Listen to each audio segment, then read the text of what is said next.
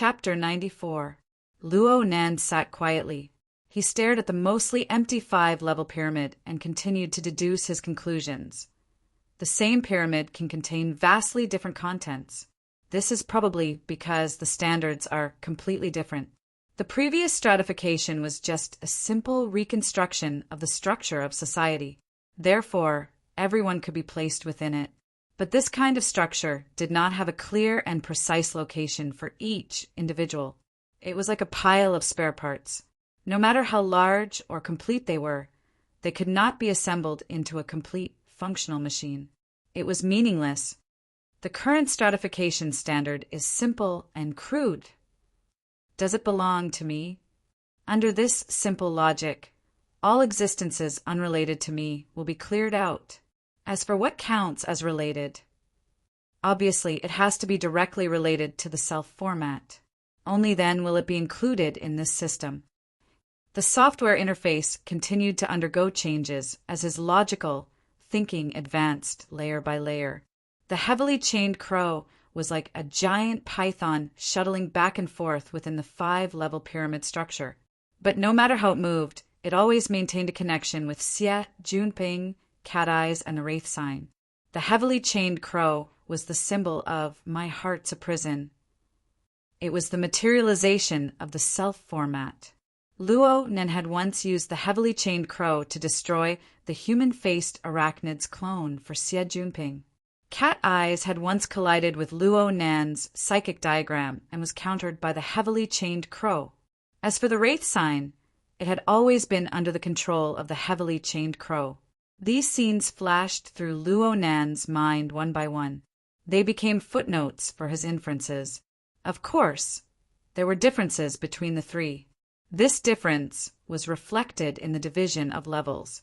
Xie Junping and Cat Eyes were on the student level.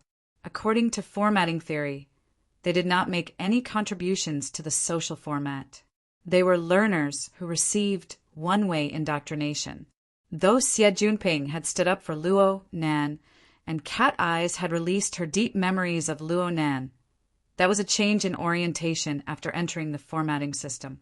Luo Nan was completely unable to obtain any direct benefits from the bodies of these two people, and if major stimuli were to appear, they would likely refuse Luo Nan's indoctrination. They would walk out of the format pyramid and part ways with Luo Nan. As for the Wraith sign, it was completely like Luo Nan's dog. It would bite whoever it was told to bite. Speaking of which, its loyalty was off the charts. It also possessed extremely powerful abilities. More importantly, Luo Nan was able to obtain direct benefits from its body. The benefits he obtained were even higher than the benefits he could obtain from purely relying on the training of his body. The results of devouring the human-faced arachnid's avatar had already proven this point. Therefore, the Wraith sign entered the technician level.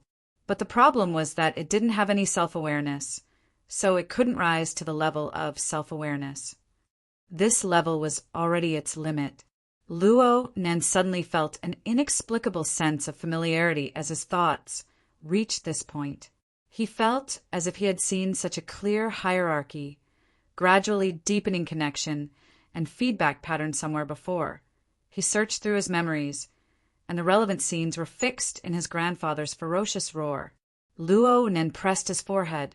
His fingertips moved, and a certain word suddenly smashed into his brain. It was hard to get rid of it. Temple, God Nation, New God, Old God. God? In Grandpa's crazy talk, the word God appeared very frequently and occupied a very central position. In the past, Luo Nen would not have cared. But now that his horizons had been broadened, it was hard for his thoughts to remain pure. He closed his eyes. In reality, he connected to the psychic wave network through the hexa ear and entered the interface of the professional association. Then he searched for the secret order's entry, focusing on finding information related to their organizational structure. Soon, a large amount of information poured out. It seemed that the psychic wave network of the society wasn't designed to be too powerful in terms of intelligent filtering. Luo Nen could only search and comb through the information with great difficulty. This lasted until there was a paragraph that attracted his attention. The vast majority of the founders of secret orders were unavoidably influenced by the existing culture of society. They often used ancient myths, mainstream religions, and historical legends as references when they first established the basic structure of their sections. They even used novels and games as models. They painted their sects with all sorts of fantastical colors and designed strict ranks. The specific concepts are vastly different. When examining the secret orders that have existed for over 10 years, one must admit that they have, to a large extent, a convergence that makes one raise an eyebrow has appeared, especially in terms of organizational structure. The three great world secret orders seem to coincidentally divide their internal personnel into 4 ranks. Although the names are all different, the meanings within are very similar. I have unified them as shallow believer, devout believer, fanatic believer, and favored. As the names imply, the believers of these 4 ranks have different degrees of devotion toward the God, and the gifts and rewards they receive from the God are different as well. Facts can prove that the God and the first oblatum are true to the various ranks of believers. The offerings, demands, and feedback they receive from the God are real and not false. There is a strict hierarchy of judgment. They possess a similar but strict and feasible logic, forming a system that is still stable to this day. Luo Nan felt that this article was very much to his liking after reading halfway. It just so happened to answer his question. So he paid special attention to the author's name. He didn't expect the author to be quite familiar. Bamboo Pole. If it wasn't the same name, then this person was the skinny and tall person who was in charge of intelligence work during the operation on the night of the 28th. Luo Nan remembered that this person always had a cheeky smile on his face, but his words were very sharp. Luo Nan's impression deepened, and he matched this person's description with his own situation. Now he finally understood where the sense of familiarity came from. The 4 levels of the secret order's structure. Of course, it was possible that this was a definition borrowed from a certain novel or a certain game. It seemed to be completely comparable to the format pyramid. Although the format pyramid had 5 levels, the highest level, politician, had a rather special definition. It represented the subversion and denial of the entire format. It could be ignored for the time being. The next 4 levels were quite reliable. If he looked at it this way, then his grandfather's formatting theory, or at least the level of the social format, was also a kind of ability explanation system. And it leaned towards the standpoint of the secret order. Then what was the current him? Was he some malnourished god? Luo Nan rubbed his forehead even harder. Tired? We're almost home. His uncle suddenly spoke. Luo Nan went, He jumped out of his thinking mode. It seemed that his attitude just now had made his uncle and aunt even more worried. He thought for a bit and pursed his lips in a feigned, relaxed manner. I'm not tired. I'm just a bit hungry. His uncle grunted and turned to speak to his aunt. It's late to go home and cook. Should we let old Amo make a nutritious meal, or should we deal with it outside? Amo Peng cried out in fright. Heavens! Don't trouble him. Chapter 95. Old Amo was the family's AI housekeeper. Since he had carelessly chosen to lean towards environmental protection, this AI's cooking menu forever lacked high-fat and high-protein options. Moreover, the nutritious meals he made were more like medicine than food. Old Mo's uncle and aunt weren't averse to this. They didn't mind occasionally slacking off and tasting fresh food. But for Emo Peng, he would rather drink plain water. Luo Nan also felt that it would be best for him, who had consumed large amounts of mental power, to strengthen his nutritional supplements. Seeing the troubled expressions of the 2 youngsters, Luo Nan's uncle readily agreed. Then we'll settle it outside. There's a new restaurant nearby that's pretty good. As he spoke, he used the car's AI to order food online. His luck wasn't bad. Even though he had already entered the bustling Xia City district and it was mealtime, he still successfully placed the order. The SUV cut into another lane and entered the light track of a certain skyscraper. It began to gradually rise to the traffic level. Xia City had 20 transportation layers from the ground to the sky. Aside from the 5 layers that were used by specialized flying machines, the remaining 15 transportation layers mostly used the light rails that bypass the various high-rise buildings in the city to realize the switching and distribution of the layers. Every night, the outer layers of many skyscrapers would light up like spiraling neon lights.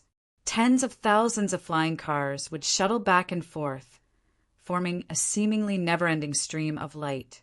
It was filled with the beauty of order. Luo Nan continued to read the rest of Bamboo Pole's words, and the word order was mentioned. We've observed the secret orders. The vast majority of them, from top to bottom, show signs of irrationality. But within and between every order, a high degree of unity and order is ultimately manifested. It makes one suspect that all irrational things are stuffed into a hard, firm, and tight framework. Or perhaps it's a kind of magical machine. Irrational raw materials are filled in, and the product is order. I can't find any other explanation for this besides a complete ability explanation system. We can match the secret order's ability explanation system with the society's internal ability explanation system. Shallow believers correspond to unawakened ability users. Devout believers correspond to awakened ones. Fanatics correspond to engineers. Favored correspond to extraordinaries. Basically, the ability levels are quite compatible. Is this the ability explanation system's different routes lead to the same goal? If this is the case, the society will be very happy to sit down with the secret order and eat breakfast together. But in reality, the Church's explanation system still had serious differences with that of the association. The society, the Church, and even the burners. What does the coexistence of 2 or even more systems mean? Have we only seen one side of the truth? Or is the world like a sandwich? Or simply a 1,000-layer cake? There's another layer to unravel. It's just a matter of how you want to eat it. Bamboo Pole's article was very long. Luo Nan only read the gist of it. However, the main point was still very clear. It was to discuss the opposing system between the association and the secret orders, and to correct some people's belittling of the secret orders. However, Luo Nan's feelings had deviated a bit from Bamboo Pole's goal of writing this article. I seemed to have entered the wrong door. Luo Nan felt a small sense of absurdity. No matter how he looked at it now, his own formatting theory leaned more towards the direction of the secret orders. Like Xie Junping and Cat Eyes, weren't they shallow believers? Another example would be the Wraith Sign, who was a fanatic. The standard of the societal format was more like the typical structure of the secret orders, with God as the center. If the facts proved that his self-logic and the ability explanation system advocated by the society had a serious deviation, then what was the point of him joining the society? Of course, Luo Nan wanted to know why his grandfather's theory would form such a close correspondence with the secret order system. Was it a coincidence, or was it some other reason? Luo Nan's doubts were destined not to be answered in a short amount of time. The family had already arrived at the restaurant. They were guided by the waiter to their reserved seats and sat down. The restaurant's environment was pretty good. It had antique wooden window partitions, allowing light to pass through and emphasizing privacy. Even though there were quite a few people eating, it was relatively quiet. Luo Shuqing was quite satisfied. The place you chose is pretty good. This kind of environment was a bit old-fashioned for youngsters. And Mo Peng wasn't interested in the surrounding decorations. He lowered his head and played his game after ordering. Luo Nan went to the bathroom. His train of thought had hit a bottleneck. It was hard not to be preoccupied. He kept his head down the entire way, ignoring the things around him. But when he was washing his hands, someone beside him called out in a probing manner, "Mr. Luo!" Luo Nan was startled. He raised his head and saw that the person was around 40 years old. His figure was tall and sturdy, and he looked capable and calm. Luo Nan just felt that the person looked familiar.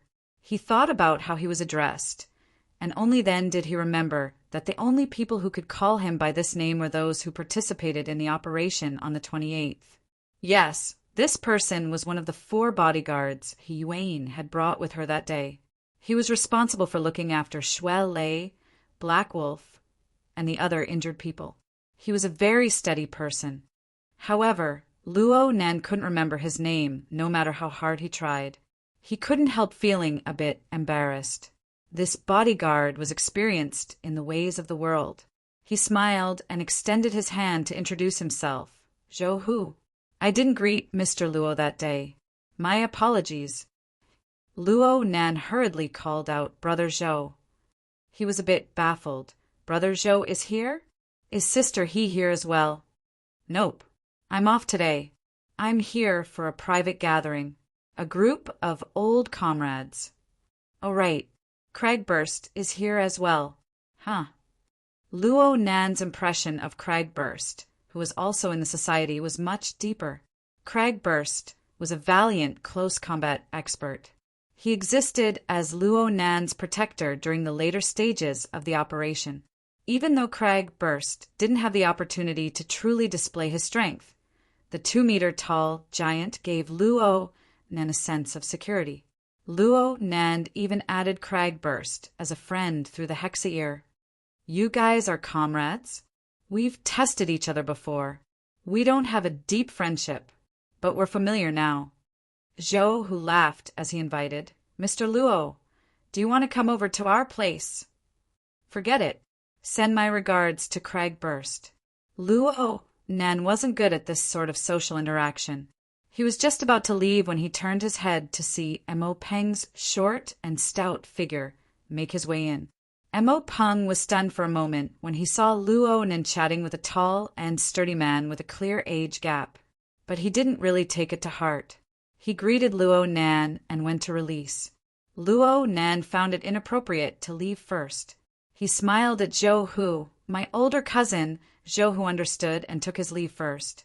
Mo Peng came to the sink just as Luo Nan left. He grimaced in pain. Did you just run into an acquaintance? Dad ran into one too. This place is evil. Another person walked in before Luo Nan could finish speaking. Luo Nan's back was facing the door right now. The person just happened to see Luo Nan's back as well as the side of his face reflected in the mirror. The person suddenly trembled and turned to leave. Chapter 96. As the voice fell, the person who had just entered hurriedly barged in again. He lowered his head and quickly entered the room.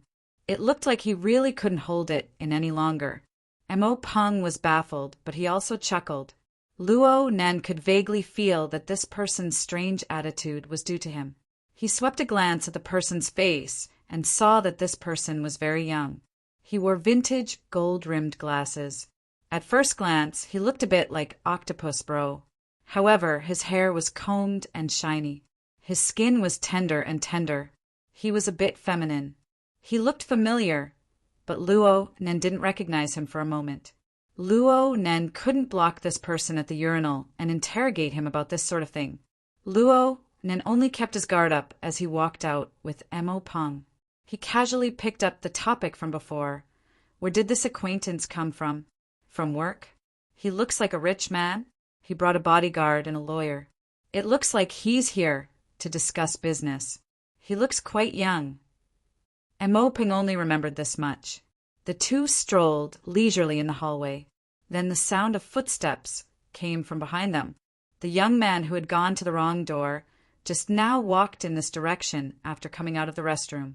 However, he turned into a private room halfway. The distance was just right. Luo Nan released his mental senses to look at the situation inside. He sized up the faces of the people in the room when he heard a sentence. This place is evil. Whoever comes, that's who. Who? The one we just talked about. He nearly choked Li Shueqing to death. He even joined the Order Club. F***CK that psychopath. Oh. Luo Nan couldn't help but touch his face. Luo Nan's advance had already exceeded the range of his senses after hearing this sentence. However, He didn't need to listen to the following words. He finally remembered that the glasses guy was one of Xie Juanping's bad friends. He seemed to be called Lu Tao. Luo Nan's initial understanding of the dark side of life form came from this person. There were 2 or 3 familiar faces among the people in the private room. He should have met them on the worship. There were probably a small circle of rich kids. Luo Nan just didn't expect that he would have a bit of fame in that circle. Even though it didn't sound good, Luo Nan no longer paid attention to this group of people. He and Mo Peng entered the hall together. The conversation within the private room continued to progress. It wouldn't be wrong to say that this was the circle of the rich second generation, but it would be more accurate to say that it was the majority of the members of the Construction Society's executive committee, except for Li Xueqing, who was still lying in the hospital. Originally, they were going to have a meal with the person in charge of the Rainbow Fund, the co-investor, but the other party still hadn't arrived. The group of people hadn't had a meal for a long time, and they were all stifled. They could only rely on bragging and gossiping to survive. The relationship between this kid and Xie Juanping is unclear. I heard that the next morning, Li Xueqing called Shattered Soul and his gang to beat him up. In the end, not only did they not succeed, they were even beaten up by Xie Juanping and sent to the hospital. This can't be right. Why did I hear that it's related to Lian Jiu? Have you seen Xie Juanping hanging out with Lian Fu these past 2 days? It seems to have collapsed. At this moment, Lang Ding stood up from the main seat. I've just contacted him. He's outside. I'll go out and welcome him. Lu Taogang started a new topic. Although he was happy with it, he couldn't help but feel a little displeased. This person sure is arrogant. At this point, we don't even know his name or his appearance. I just need to know the Rainbow Fund's official seal and procedures. Lang Ding chuckled. He called a few people out and walked towards the main hall. Luo Nan and Mo Peng had already entered the main hall at this time. They could see from afar that the table they had reserved for 4 people at this time was actually full. There was even a person standing outside a small booth. Mo Peng rolled his eyes when he saw this. You haven't finished chatting yet. Don't tell me you want to eat at the same table? Luo Nan walked a bit closer. He wasn't obstructed by the antique wooden window, so he just happened to be able to see the appearance of the person outside the booth. His feet suddenly stopped. The person standing had a swift and fierce build. His skin was dark and shiny. His gaze swept all around with ice-cold vigilance. He had the appearance of a bodyguard. The dark-skinned bodyguard clearly sensed Luo Nan's gaze at the same time that Luo Nan's gaze swept over. His cold gaze was cast over. It was the dark-skinned man that Luo Nan had seen at Gear. The burner. Luo Nan's brows furrowed slightly. His footsteps paused for a bit. Then he sped up and walked straight over. He saw that, aside from his aunt and uncle, there were 2 other people sitting. One was Lawyer Zhu, whom he had seen that day. The other was a man who looked to be around 30 years old. His face was handsome, and he seemed to be smiling. But from the contours of his face, he should have maintained a serious appearance all year round. His smile appeared stiff, distorted, and a bit inexplicable coldness. But the thing that gave Luo Nan the deepest impression was the area around this person's eye sockets. The color of blood and tendons interweaved together to form a strange contrast with his current smile. Oh, right, this person's eyes were a dark red color. Luo Nan got closer and further confirmed that the atmosphere in the booth was absolutely abnormal. His uncle's expression was tranquil. His aunt's expression was as deep as water. Neither of them said a word. There wasn't a hint of harmony between old friends. The red-eyed man didn't say a word either.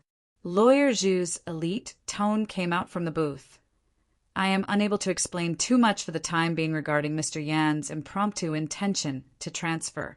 However, from my professional perspective, there is a very high degree of maneuverability involved. Luo Nan and Mo Peng had already walked out of the booth at this time. The dark-faced bodyguard's gaze was fixed on Luo Nan's face from beginning to end. Luo Nan didn't do anything when faced with such a direct and cold gaze, but Amopeng already found it a bit hard to endure. I say, there's something wrong with this atmosphere. The red-eyed man saw them return at this time and waved his hand, indicating for Lawyer Zhu to pause. His gaze turned and directly cut to Luo Nan's face. He paused for a moment and actually took the initiative to stand up, grinning. This was an even stranger smile. The center of his lips was quite wide open, but the corners of his lips were purposefully tightened, affecting the muscles of his cheeks. Not only did his eyes not narrow because of his smile, they actually widened a bit. The dark red region at the corner of his eyes slightly twitched. That bizarre distortion was indescribable. This must be Luo Nan. I remember the last time I saw you. You just came out of your mother's womb. You weren't even the size of a palm. You just rolled up and down like that. Yan Yongbua. Mrs. Luo Shuqing slammed the table with a bang. Her voice was unprecedentedly furious and shrill. The entire restaurant went silent. The customers in the surrounding area, and even further away, all turned their heads to look. The waiters hurried over, wanting to understand the situation. And this attracted the attention of Lang Ding and the others, who had just arrived at the hall and were looking all around. They didn't see anything else, but they first saw the dark-faced bodyguard who was like a door god. Hey, over there! A group of people walked over with curiosity. Lang Ding was the first to see the situation inside the booth. His gaze swept past Luo Nan and the others before finally stopping on the face of the red-eyed man. His expression changed in an instant, and he cried out involuntarily, "Teacher!" Teacher Yen? Some of the members of the construction society who followed behind him were at a loss. Some were stupefied, but the ones who recognized the face before their eyes all thought to themselves, "This sponsor! What a deep scheme!" Chapter 97. I've been busy lately, so the update time is a bit messy. Please forgive me. No matter what, it had to be guaranteed that he would be able to eat twice a day. After this week, the rhythm would adjust. This chapter is the second update on the 17th. The vast majority of the Construction Society's executive committee members had stayed at Acumen College for over 10 years. 6 years ago, Yen Hong's academic scandal had shaken the entire world. There was no reason for them to forget it. What's more, wasn't the theme they were currently revolving around Gear? In that academic scandal, the accident in Gear's underground laboratory was the scene that caused the world to be in an uproar. Yen Hong, facing the criticism of the entire world, deliberately created an accident, destroyed evidence, and used the crudest method to cover up his crimes. This also caused Acumen College, who was responsible for the administration, to lose face. After the incident, Yen Hong, who was condemned by everyone, disappeared without a trace. Yan Yongbua, who was a lecturer in the academy, also disappeared. Most people felt that they would never see them again. But reality slapped him hard in the face. It really is Yan Yongbua. He used to give me lessons. Lu Tao recognized Yan Yongbua and couldn't help but poke his companion beside him. Hey, he's the person in charge of the Rainbow Fund. That's a credit limit of tens of billions. And it seems that Quantum Corporation is behind it. Is Yen Hong coming back for revenge? His companion shook his head. He did not and could not answer this question. Yan Yongbua's demonic crimson eyes swept across the faces of Lang Ding and the others. He nodded, slightly as a greeting. Then he turned his gaze to Luo Shuqing, who was glaring at him, and bowed. Ms. Luo, I'm sorry. My words were inappropriate. Actually, I have always admired and respected Senior Sister Qingwen. Therefore, when I returned this time, the first thing I did was to purchase gear. This was Senior Qingwen's undying work back then. Back then, I also hoped to restore the glory of my father's laboratory. Luo Shuqing didn't hide her emotions at all. In your dreams. Yan Yongbua calmly tapped his temple. Now, I have the ability to turn dreams into reality. Oh, I'm sorry. I forgot that you haven't eaten yet. I won't disturb you for now. We'll talk about the transfer later." He walked straight out of the cubicle, and Lawyer Zhu hurriedly got up to follow. Luo Nan stared coldly at this strange man outside the compartment. He didn't know who Yan Yongbo was at first, but now he was clear. It was this person, Yan Hong's son. It wouldn't be an exaggeration to describe him as a mortal enemy. No matter which side it was, they had no intention of resolving the enmity. Yan Yongbo walked to Luo Nan's side. Just as he was about to brush shoulders with Luo Nan, Yan Yongbo suddenly turned his head. He used a twisted smile to meet Luo Nan's clear and cold eyes. "Speaking of which, my father and Mr. Luo Yuandao have worked together for many years. I was also Mr. Luo Yuandao's student and research assistant for a period of time. Senior Zhongheng, Senior Qingwen, and I are fellow alumni of Acumen College. If there is a chance to coexist, I hope to continue the fate of our two families at Gear." Luo Nan was disinclined to respond to such meaningless words, but in the next moment, Yan Yongbo suddenly turned around without any warning. He raised his hand and embraced Luo Nan's shoulder. It looked intimate, but Yan Yongbo bent his waist slightly. His unyielding strength forced Luo Nan to bend over. His mouth was right next to Luo Nan's ear as he laughed in a low voice. "I was exaggerating a bit just now. You weren't that small when you were wrapped up in the womb. At worst, you were like a chihuahua rolling around in the solution. You were actually quite cute." Yan Yongbo felt Luo Nan's body go rigid in an instant. He patted Luo Nan's shoulder.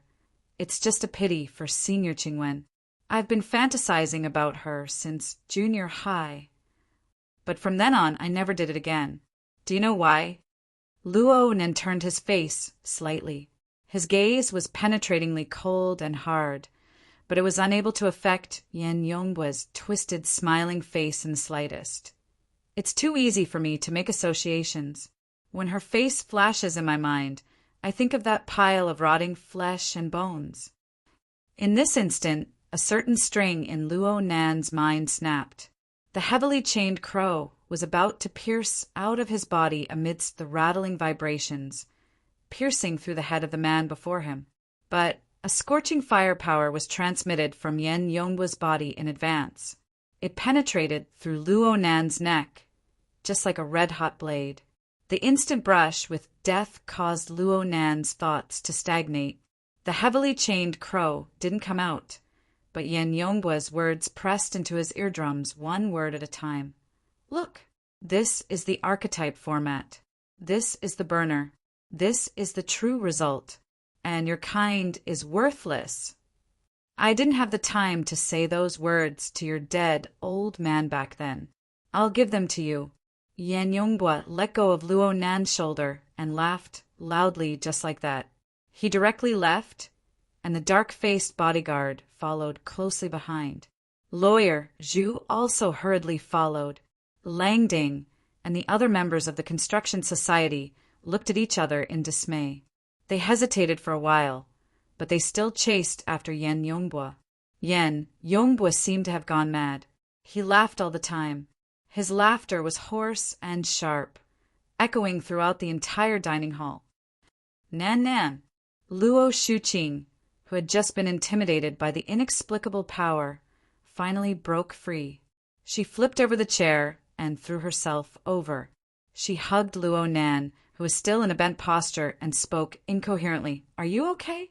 "What did he say?" "That bastard." "Are you okay?" "What did he say?" Luo Nan didn't say anything.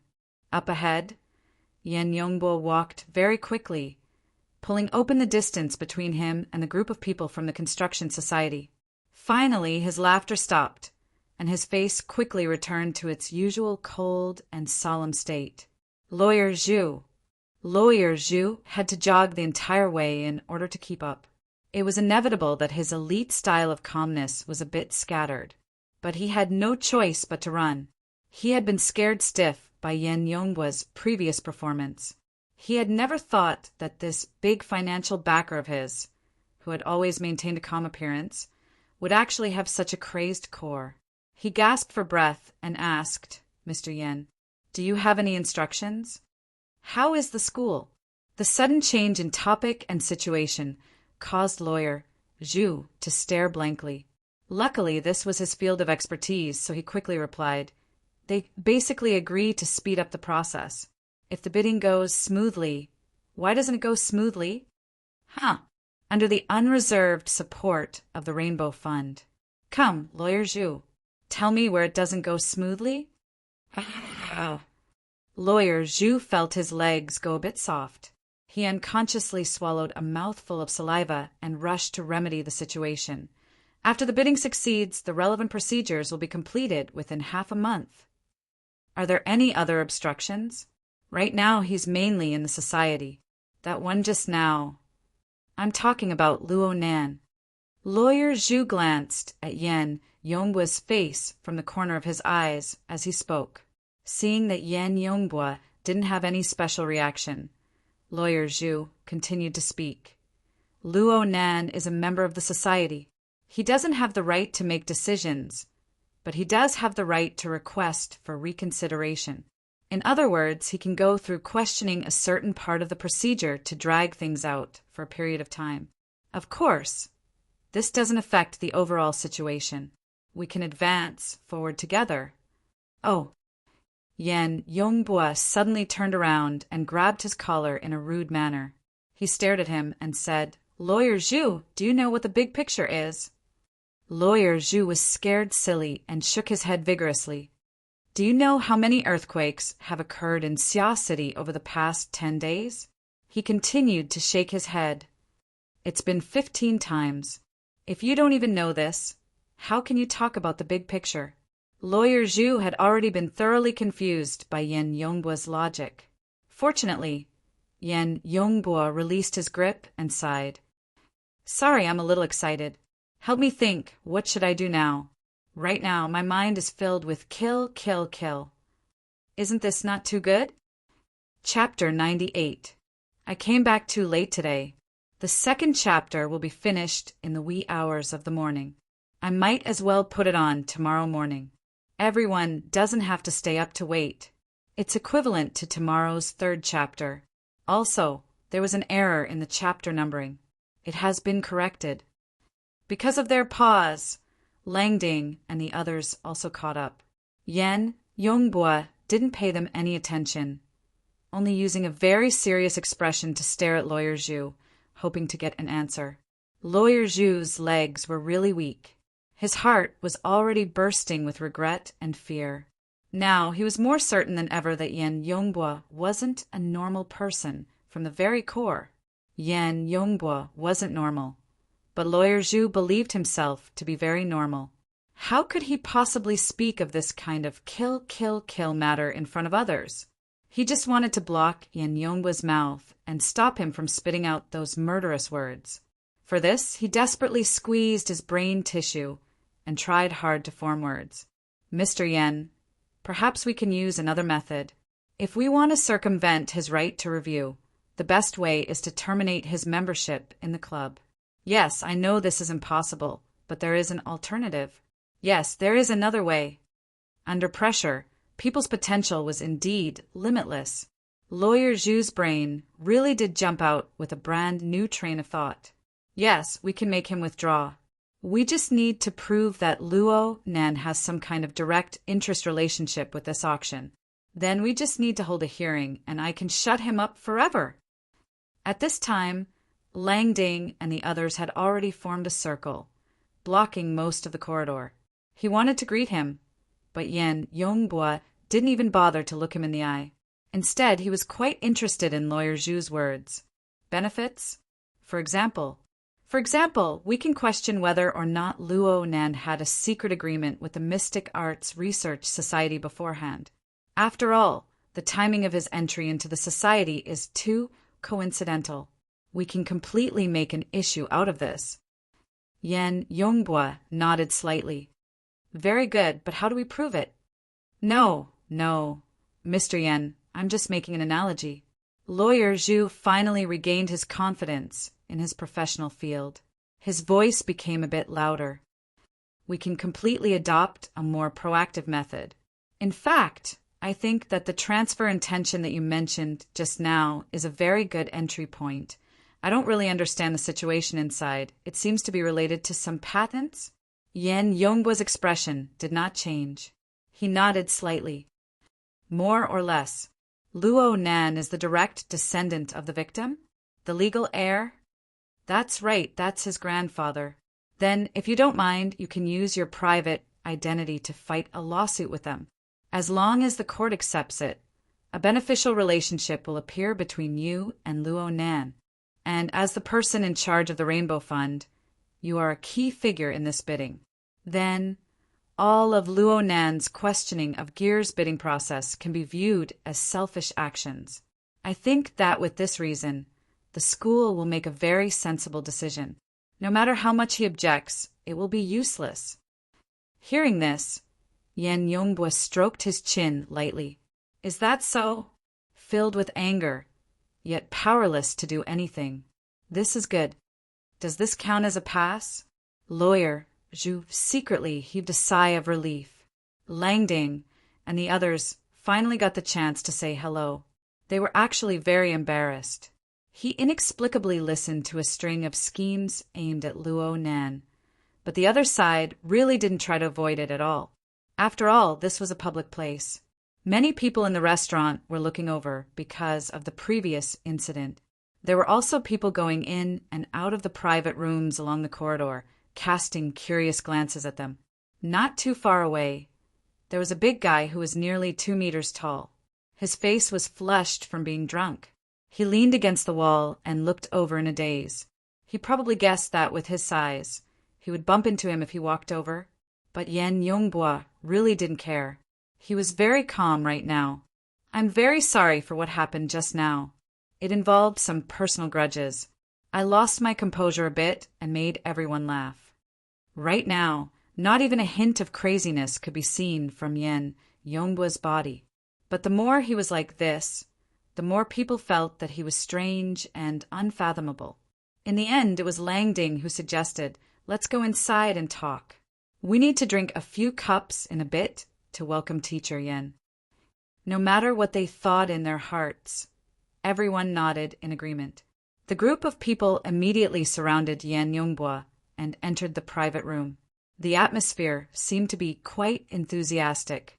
In comparison, Luo Nan's family, who were still in the lobby, were in a more difficult time.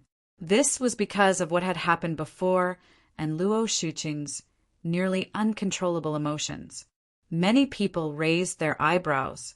The lobby manager also came over to ask if they needed any help. He probably felt that Luo Nan's family was in a weak position in the conflict just now. Luo Shuqing was just about to call the police, but her husband stopped her. She suppressed her uncontrollable emotions with great difficulty. Luo Shuqing felt that she shouldn't say anything right now. She should immediately go home. No, she should go to the hospital. Luo Nan's current state was far too worrying.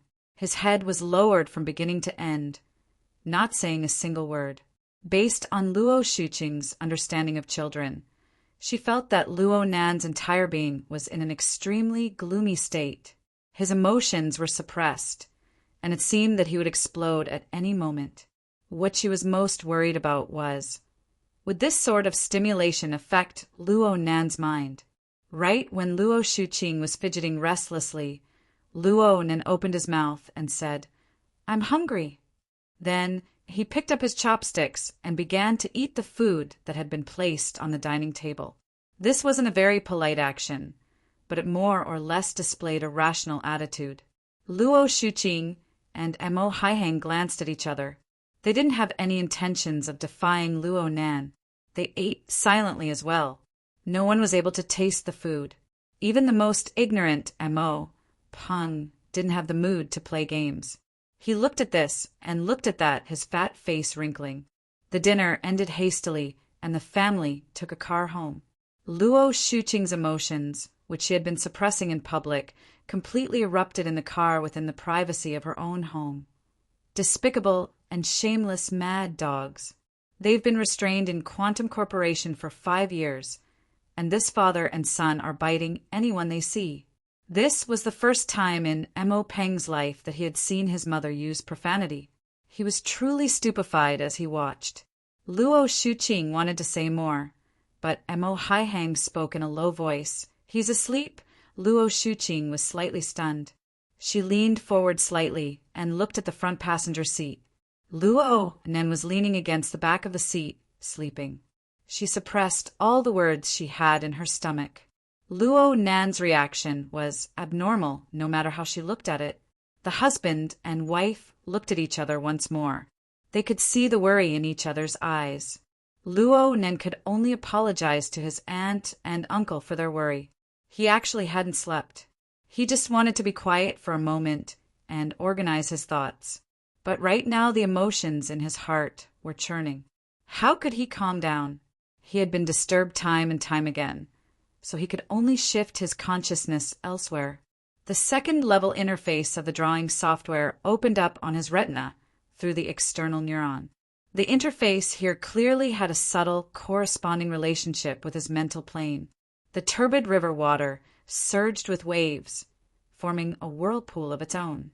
It was as if the whirlpool was a clear indication of his fluctuating emotions. Thousands of playing cards floated along with the whirlpool, forming a chaotic mess. Only the three believers in the format pyramid remained relatively stable. Luo Nan's gaze cut past Xie Junping and Cat Eyes. It didn't stop there. In the end, it fell upon the Wraith sign on the technician level. Chapter 99. The red light signified that the Wraith sign was devouring. In reality, it was devouring Luo Nan's restless and violent fury. The Wraith sign was born from devouring the negative emotions of the human heart. It was restricted by the heavily chained crow here, so it was impossible for it to harm Luo Nan's vital energy. But when such intense emotions squeezed in, it was tantamount to releasing a layer of restriction. As the red light gradually flourished, the Wraith sign sprayed out thousands of lines. It was similar to Luo Nan's sketches, but it was 10 times faster. In an instant, a complex and malevolent structure was constructed. 6 eyes lined up, each with a different color. 8 claws extended to the side, merging with the human body. Such a demonic and ugly image was the human-faced arachnid. When this image was completed, Luo Nan's restlessness on the mental plane had already reached the point where it was ready to gush out. Within the format pyramid, the human-faced arachnid prepared to pounce, and Luo Nan's mind leaped. In an instant, the world changed. Luo Nan's consciousness suddenly separated from the car. His mental senses broke free from the shackles and expanded to the limit in all directions. Luo Nan's soul left his body at this moment. The SUV, carrying his main body, drove off into the distance. Only his soul remained here, occupying an empty plain. Luo Nan didn't feel lonely at all. This was because the range of his mental senses instantly increased explosively by 100 times, 1,000 times. The splendidly lit metropolis, the crisscrossing and speeding stream of cars, the entangled and restless living beings. An inconceivable scene was formed in this moment, smashing into Luo Nan's mind. Roar! Luo Nan cast off all his worries, restraints, and burdens. He ignored the inherent logic of the bustling metropolis and the multitude of living beings. He only responded to the most direct and violent emotions in his heart. He faced the sky and roared. The heavily chained crow rattled and trembled on his sole body, swimming endlessly.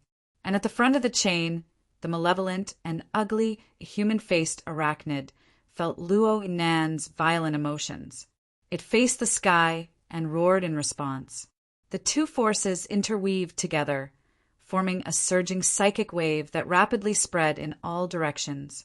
The majestic metropolis seemed to be slightly stifled at this moment. Then it returned to its established routine, as if it wasn't affected at all. On the contrary, the hundreds of crows that had already entered their nests flew up in fright. They attracted the attention of the nearby residents and passers-by, bringing a bit of restless emotions. This kind of intelligent bird seemed to have a spiritual sense that was difficult for ordinary people to reach. It felt the impact of the restlessness in the air and found it difficult to stay in its nest. Luo Nen calmed down after venting out his soul howl. At the very least, he could still think logically. In the soul state, without the stimulation of various hormones, the influence of emotions was reduced. He could ignore Yen Yongbue's deep malice, and he could grit his teeth and forget the mockery and humiliation that pierced his bottom line. He could only grab the last bit of valuable information from the turbid currents that blocked his rationality. He saw me as a fetus. When the wilderness laboratory was in turmoil, he was there, and he was still on our side. But at that time, it was only 2 years after Yan Hong's report and shameless plagiarism. The continuous stripping of veins brought Luo Nen a bit closer to the truth of the past. Luo Yuandao's research in the wilderness could be divided into 3 stages. After the Third World War until the mid-60s, he traveled all over the world without a fixed residence. Then came the most stable scientific research period, which lasted until the end of the 1970s. In the past 15 years, it was also the most fruitful period. Starting from the year 79, his grandfather had mental problems and the laboratory was in turmoil. Bo Qingwen died, and the entire research work came to a halt. The entire family returned to the city. Based on Yen Yongbue's approximate age, it was very likely that he joined at the end of the scientific research period or before the period of turmoil. This was a very delicate point. He should have been preparing back then. Then Yen Yongbua must be someone in the know. Perhaps he was a participant. He must be. Yan Hong's whereabouts were unknown, but his son had come out. Could his father be far away? Luo Nan's soul was submerged in the lights of the city, but there was an indescribable, throbbing emotion in his heart that gradually became clear. So I still have a chance for revenge? The aerial struggle for honor was destined to be a dull and tedious path. But Luo Nan had no other choice before tonight. But now the situation was different. Luo Nan suddenly laughed in spite of himself. This was a pure joy of the mind, but it also had a subtle connection with his main body. Though his main body had gone far away with the SUV, and the distance was already over 10 kilometers, there was always a thread of spiritual response that remained. As long as this response continued, he would not reach his limits.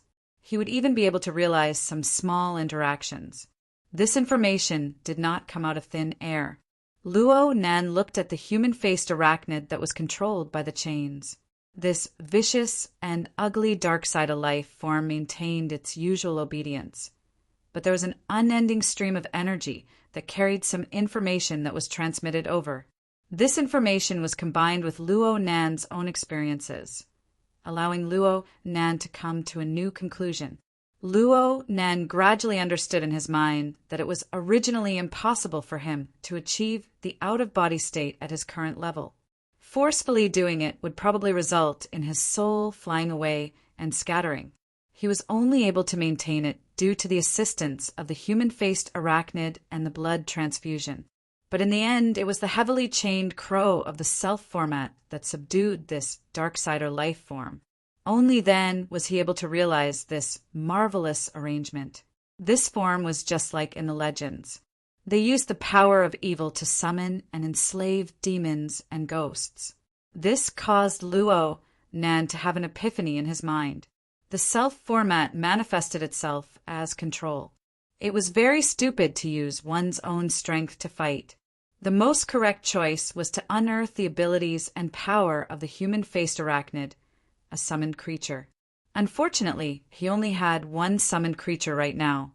It was the human-faced arachnid avatar formed from the Wraith sign. Its abilities were powerful, but it was hard to display it in the open. But right now, he could only make do with it. Luo Nan's mind stabilized.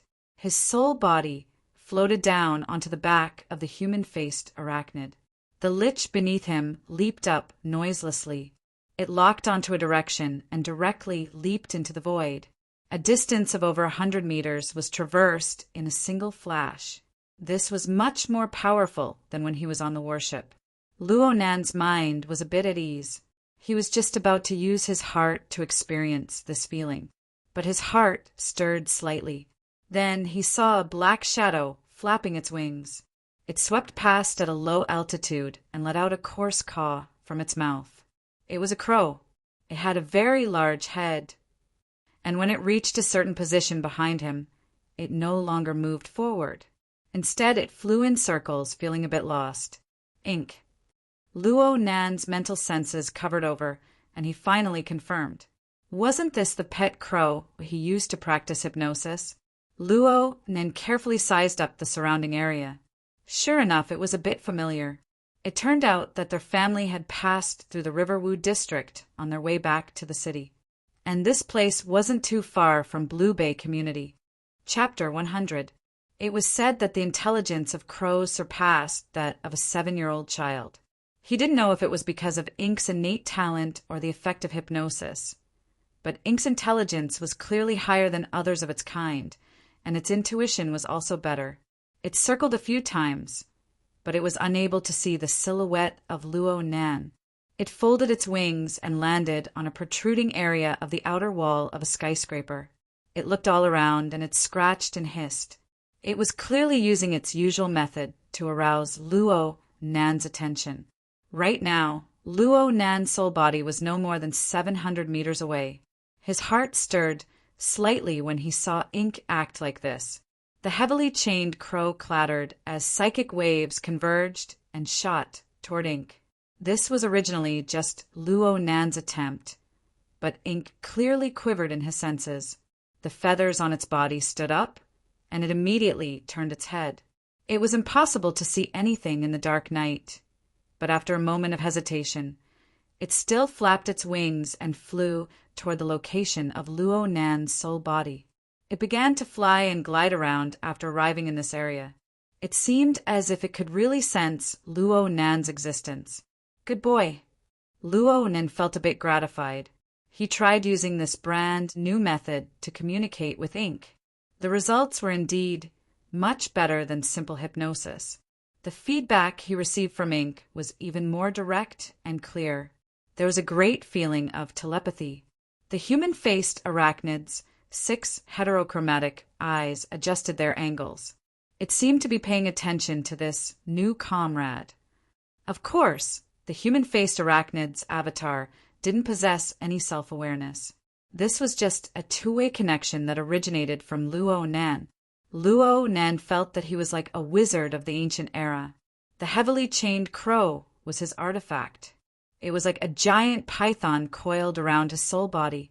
The human-faced arachnid was a demon that he summoned. The crow was a spirit bird that he tamed. His power was displayed through this method. Time was of the essence. Luo Nan could not waste too much time because of Ink. Right when he was about to have Ink return, a subtle stimulus was transmitted back to him from his main body.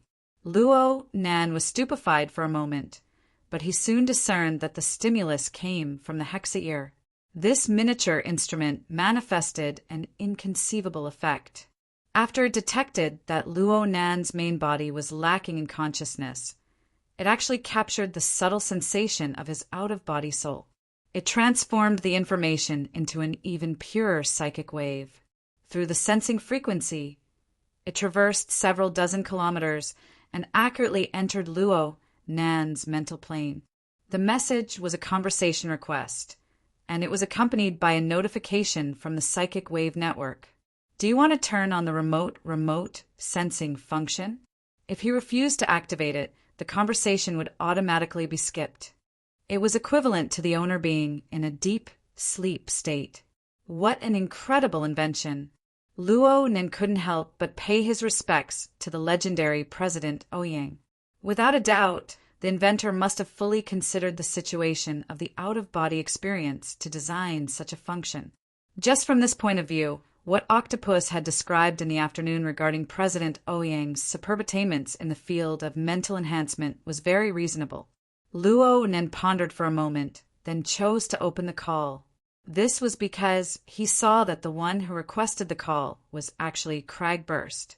Cragburst and Luo Nan were both members of the Wilderness Explorers Society. Cragburst had been at the same restaurant as Luo Nan, but the two had never met face to face. Luo Nan reckoned that Cragburst probably wanted to pull him together for a get-together or something like that. Luo Nan didn't have such thoughts right now, but he wanted to confirm the situation over at the restaurant with Cragburst. As the remote sensing function was activated, the information from both sides collided in the night sky through the guidance of psychic waves. Luo Nan, who was in his soul-body state, was inexplicably a bit absent-minded. This was a completely different experience compared to his normal state of communication. Cragburst's thick voice rang out in the instant Luo Nan's mind wandered. It looked like he was someone who habitually used the hexa-ear as a phone. "Mr. Luo, you left?" Luo Nan was baffled as to why Cragburst was so sure. Could it be that Cragburst ran to the hall to find him? He paused for a moment before replying with a lie that wasn't a lie. "Yeah, I'm with my family." Cragburst let out a laugh. "You really left just like that? You're so boring. You're not even going to get your face back. It's a shame that I drank less alcohol to come find you." Luo Nan was speechless for a time. Sure enough, good things don't go out, but bad things travel 1,000 miles. If things continued at this pace, his embarrassing appearance in the restaurant would soon spread throughout the society. Cragburst was a wonderful person. His thinking was very straightforward. He probably felt that Luo Nan had lost face and wanted to get it back. It looked like he was very happy to participate. Unfortunately, Luo Nan's current state made it hard for him to directly borrow Cragburst's strength. "Wait a minute." Luo Nan stared at Ink, who was leisurely circling in the air. A thought suddenly appeared in his mind. "Is your party over?" "I'm not drinking anymore." "Of course we're disbanding." "Huh. What do you want?" Cragburst clearly wanted the world to be in chaos. In the past, Luo Nan would have had a headache dealing with this sort of person. But right now, this was exactly what he wanted. "I still need some time before I can get there. Have they left yet?" "It seems they're progressing quite quickly. If you're a bit late, then you won't have any hope." "Holy crap, they're out. Even a working meal isn't this fast." Did the negotiations between the Rainbow Fund and the Construction Society go smoothly, or did they part on bad terms? Luo Nan was disinclined to think about it. He looked at Ink once more and spoke to Cragburst. "Help me keep an eye on them. Share your location and keep in contact. I'll hurry over and meet up with you." "Stalking them, right? That's not a problem. But are you sure you can make it over in time? You don't need me to help you intercept them or something." "Aye, not for now." "Okay then. Let me know if you need me. My Tiger Burst hasn't made a profit since I bought it. Thanks a lot." Luo Nan didn't say anything more to this big guy who insisted on joining in on the fun. He hung up and gazed at Ink in the sky once more. Ink seemed to feel Luo Nan's gaze as it let out 2 rough squawks. Its plume feathers trembled and it glided more and more cheerfully within the multicolored haze of light. The heavily chained crows swimming speed above Luo Nan's soul body increased. The human-faced arachnid beneath Luo Nan also felt this change. It raised its bewitching and ugly head and its 6 eyes flickered. It let out a hiss that only existed on the mental plane. Xia City didn't have a true night. All sorts of neon lights built a mottled sky that belonged exclusively to this moment. It was mixed with the rhythm of a carnival that existed everywhere. It seeped into the hearts of every single person who was still wandering outside.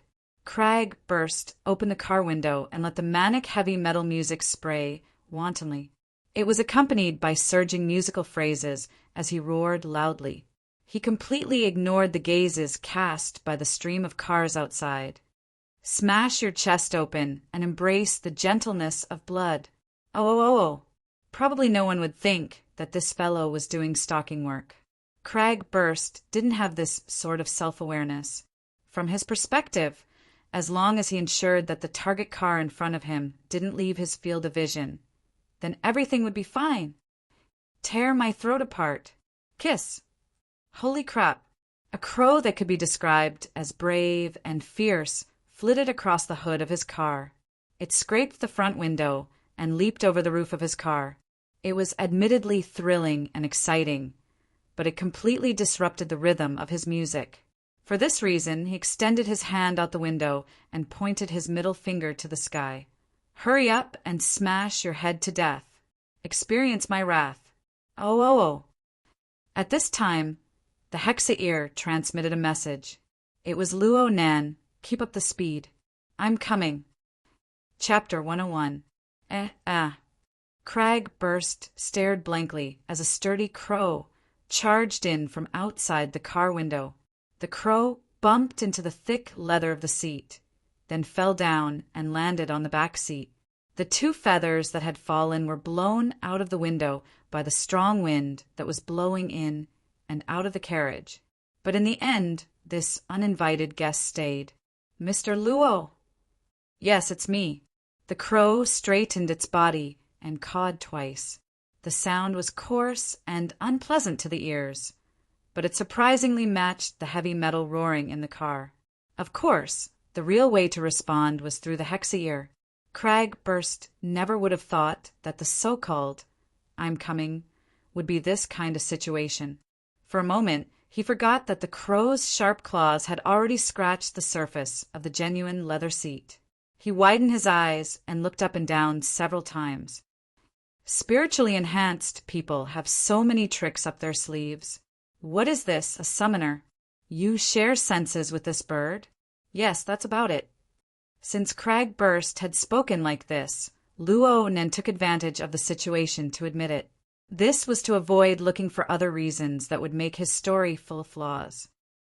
Yo, looks like a lot of people have underestimated you. To be able to attach oneself to a flexible object and share one's senses is a brilliant move of the soul sense division. Without the corresponding talent, even an awakened would find it hard to do it beautifully. It's just too wretched. Crag Burst curled his lips.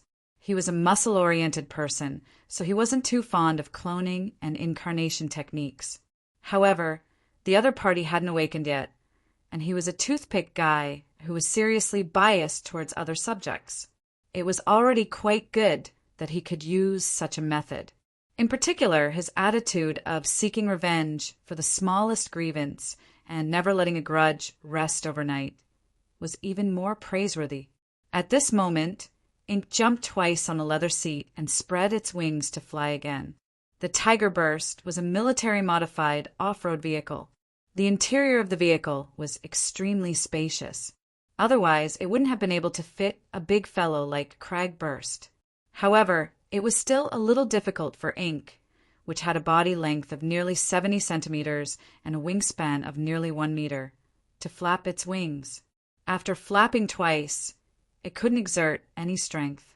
Crag Burst laughed out loud as he watched. He directly extended his hand, grabbed Ink, and placed it on the control panel. Here, the view is the best. Did you see that? There are 2 cars in front, the blue MPV. Ink's sharp toes gripped the edge of the dashboard, and it stood very steadily. Its black eyes stared at the target car in front of it with great concentration. What do you think? Do you want to do it? Crag Burst had always wanted to play big. No, I don't need it for now, Luo Nan responded simply. Crag Burst was a bit disappointed. It wasn't a good time to roar his songs right now. On the contrary, he was bored, so he casually chatted. I originally thought you were going to ask Vice Chairman He for help. You even wanted to pull Zhou Hu along when you left. You actually didn't contact him? Why Sister He? Luo Nan was a bit speechless. Could it be that he gave people the feeling that he was the type to go find his parents after getting beaten up? Well, He Wayne wasn't his parent either. On the contrary, this woman, who came from the military, had a typical business-like personality. Using her own personal matters to ask for help would only make people look down on her. This is my personal matter. I shouldn't let others handle it. Brother Crag Burst, many thanks for helping to keep watch for so long. Leave the rest to me. What, you're going to kick me just like that?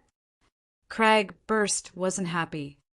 It looks like you're not going to make a move tonight. Yeah. It involves a complicated case from over 10 years ago. I want to understand it in depth. It's mainly to investigate. Crag burst still didn't give up. Are you sure? You're a bird, and it took a lot of effort to fly over here. Can you keep up? The flying speed of a bald crow was considered normal among birds. Even though Ink had been nurtured by Luo Nan and its body had grown, its speed was only around 70 kilometers per hour. It really wasn't possible to keep up with Ink in a situation where the traffic was smooth and there wasn't any congestion. The problem was that Luo Nan never expected Ink to be able to do it. He had Ink come over and appear in front of Crag Burst just to find a reason to cover up. True reconnaissance still needed to rely on something else. Luo Nan's soul body was floating in the air above the traffic layer while he was chatting with Crag Burst. He avoided close contact with an awakened like Crag Burst and advanced in sync with the flow of traffic. The range of his senses exceeded 500 meters. The target's blue van was already covered within. 2 rounds of penetrating scanning had already been carried out. However, this low-key blue van's outer shell material seemed to be quite extraordinary. A certain amount of interference would appear every time the vehicle was scanned. It made it very hard to determine the number of people inside and the location. Luo Nan's heart grew vigilant after 2 unsuccessful attempts. Everything went quite smoothly before, but it seemed that his reconnaissance was a bit too direct. And at this moment, the alarm device within the van was triggered. There was no sound, but a glaring red light shone. The dark-skinned bodyguard in the driver's seat had a penetrating gaze. His gaze swept outside the window. Darksider life form. Yan Yongbua, who had been resting with his eyes closed, slowly opened his eyes, but the alarm light suddenly extinguished at this time. Yan Yongbua couldn't help muttering, "Could it be that we've passed through the domain of a human-faced arachnid? Or is there an out-of-body mental traversing expert paying attention to us? We've been tailed." The dark-skinned bodyguard suddenly spoke. The projector turned on at this time, displaying a real-time satellite image of the surrounding area. The car's AI combined this image with the automatic recording content of the van. It quickly analyzed and marked out a few suspicious targets. The targets with the highest probability were circled in an eye-catching red frame. It was an eye-catching and domineering military-modified Tiger Burst SUV. Its volume was like that of a small armored vehicle. It had a rough 4-wheeled structure that could truly gallop through the wilderness. It seemed out of place in the bustling metropolis. This car has been following us ever since we left the restaurant, and the monitoring system shows that the words blue van were mentioned. The military, this sort of arrogant tailing method, really did seem like the method of some arrogant soldier or valiant general. However, when Yan Yongbua squinted his eyes to look carefully, he was able to capture a sturdy crow beneath the car's window through the high-resolution image. Clearly, this wasn't some sort of decoration. Interesting. Investigate the details. Oh, hold on. We're in the River Wu district right now. Yes. Then let's use a different method. Yan Yongbua slowly rubbed his fingers. Then he pulled outwards lightly. Inexplicably, a fine soft needle was pulled out from the skin and flesh of his fingertip. The scene was bizarre beyond compare. The soft needle was as thick as a strand of hair.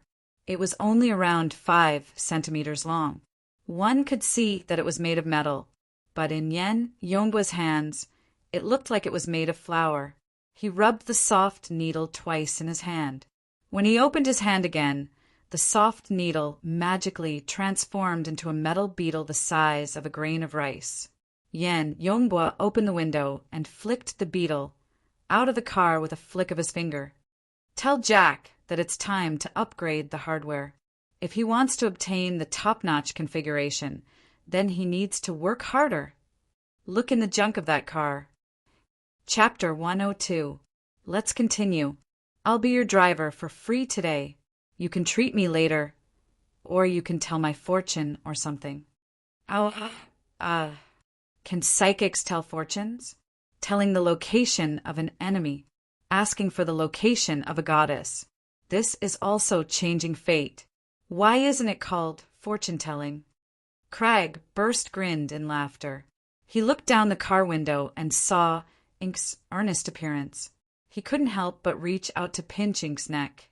Hey, do you feel like you're being petted on the head? Luo Nen wouldn't tell him that Ink was just a cover to coax him. He simply replied, Stop messing around.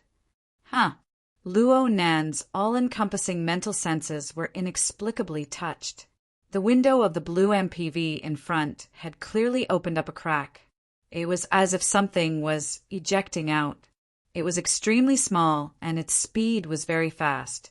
It collided with the car behind it in practically an instant. Then the senses were interrupted. The Tiger Burst Jeep and the blue MPV were separated by 2 cars. The senses were interrupted twice. When they reappeared, they were already on the hood of the Tiger Burst Jeep. Luo Nan's mental senses always had a resolution problem. This time was no exception. He could only faintly sense that it was a tiny beetle-like object. It seemed to have pierced through the 2 cars in the middle before pouncing onto the Tiger Burst Jeep. Then he completely lost his senses. At this time, all 4 windows of the Jeep rose up, forming a sealed space. Without the whistling of the wind outside, the rumbling of heavy metal was much more ear-piercing. Crag Burst was a bit startled. He snapped his fingers. Open the window. The voice control command was given, but the car's AI didn't respond at all. Not only that, but the car even began to slow down and turn. Luo Nan's warning cut in. Careful, there's something. F***ck me. I've been bewitched.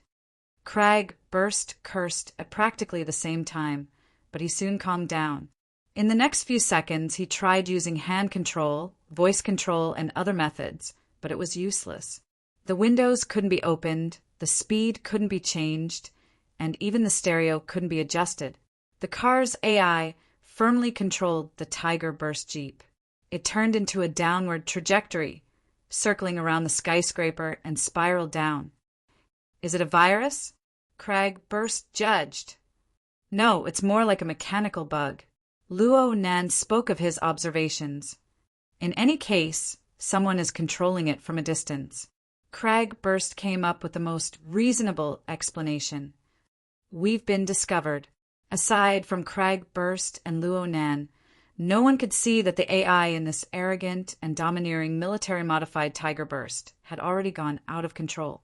The Jeep moved steadily along with the rolling traffic, but it was getting further and further away from its target. At this moment, Crag Burst and Ink were imprisoned in this sealed space. They didn't know where they would be taken.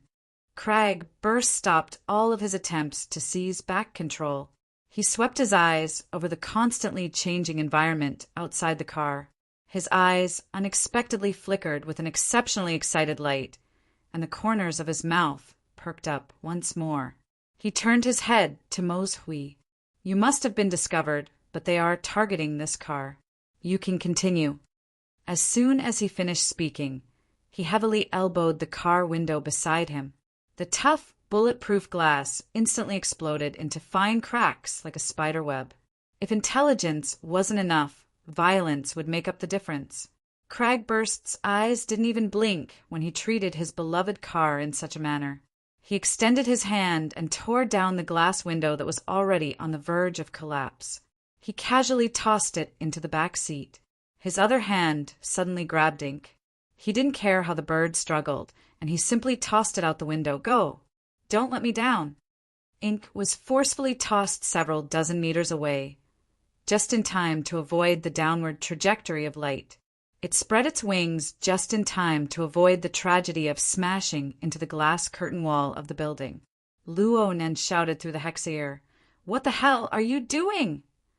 "I want to know what they're doing." Crag Burst laughed boldly. His bored attitude from before was completely swept away. "You go keep an eye on them first. Keep in touch. I want to see where they can take me." He extended his hand out from the broken window and waved. Then a hoarse and berserk roar rang out. Smash your chest open. Embrace the gentleness of blood. Oh, oh! Ink spiraled within the neon-glowing mist. Luo Nan's soul body hovered motionlessly in the center of Ink's spiraling and fluttering axis. 2 seconds ago, the blue jeep carrying Yan Yongbua had left the range of his senses. Actually, if he really wanted to give chase, he could easily catch up to them with the speed of his soul body flying through space. However, so what if he caught up? The anti-reconnaissance equipment on the jeep raised Luo Nan's vigilance greatly. If he continued to forcefully chase after them, not only would he alert the enemy, but he would also expose his identity and abilities. Luo Nan's thoughts spun rapidly, and he made a decision in the blink of an eye. Cragburst was clearly worth paying more attention to. Yan Yongbua had taken the initiative to help. Right now, the jeep had gone out of control and Luo Nan was in danger. Luo Nan would feel uneasy if he didn't help.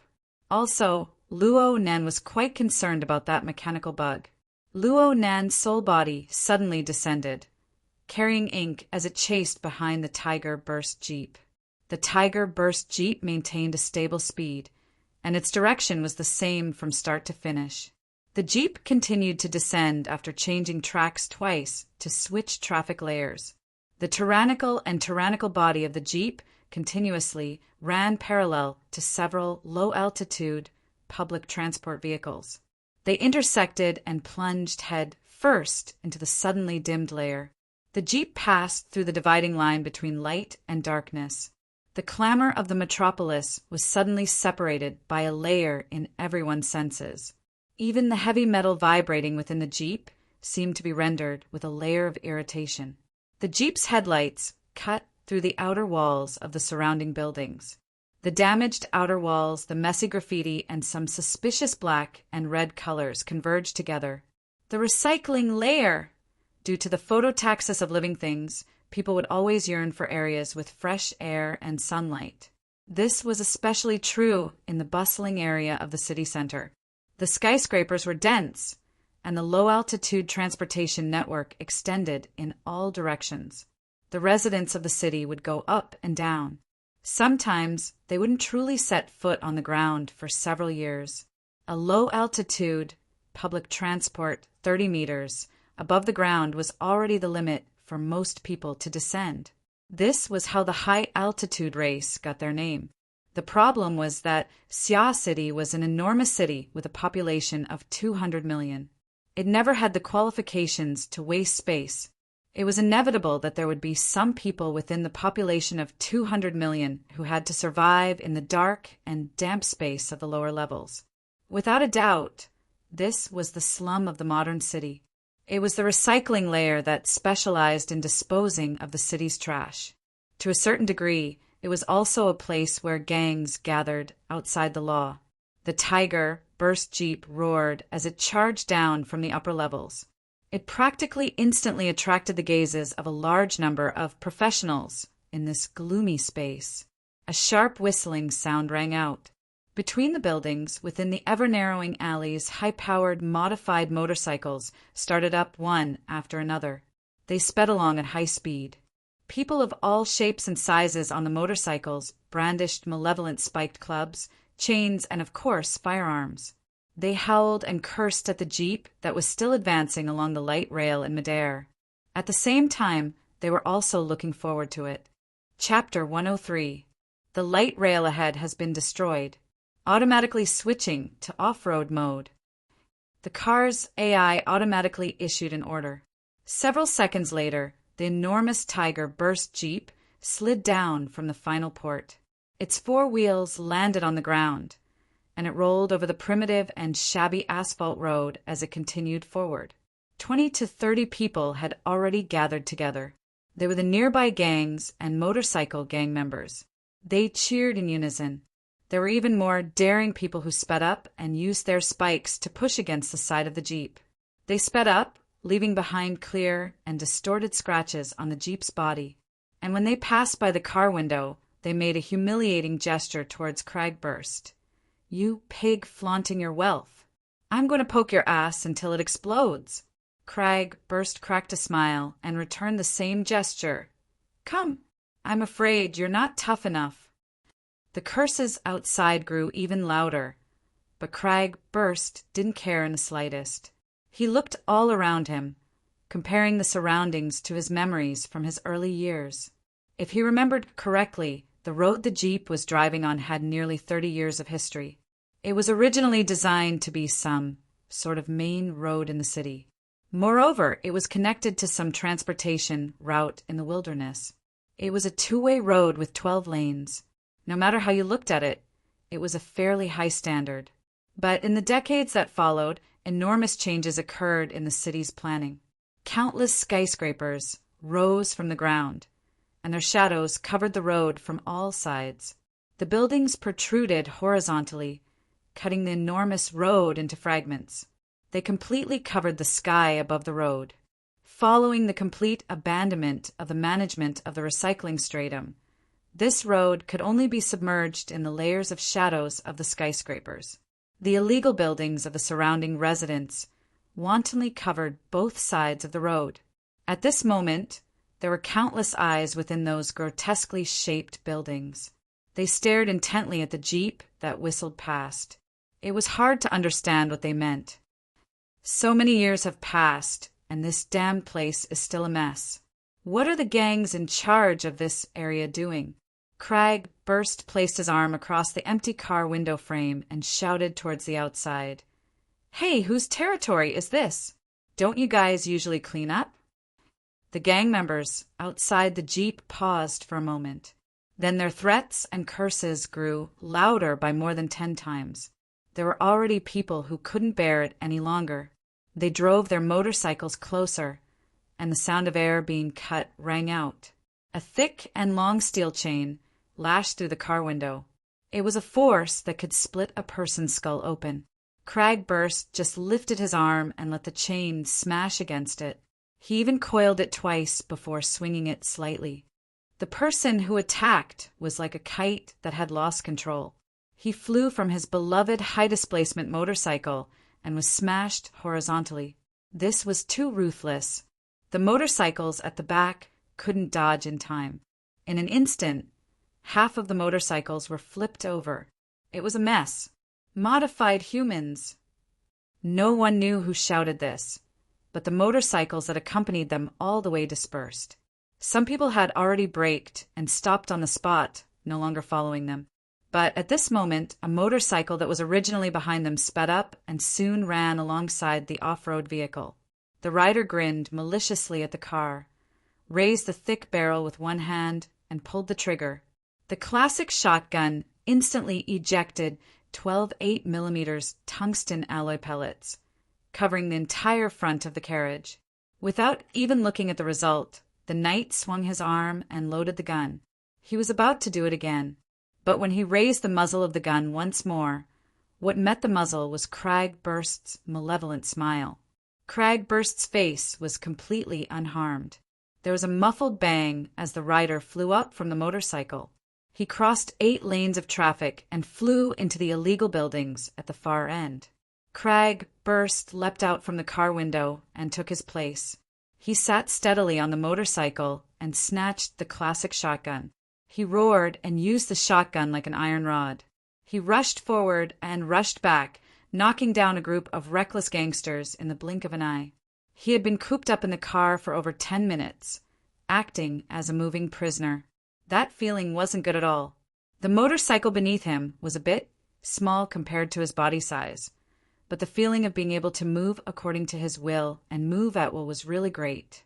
Cragburst laughed heartily and accompanied the Tiger-Burst off-road vehicle.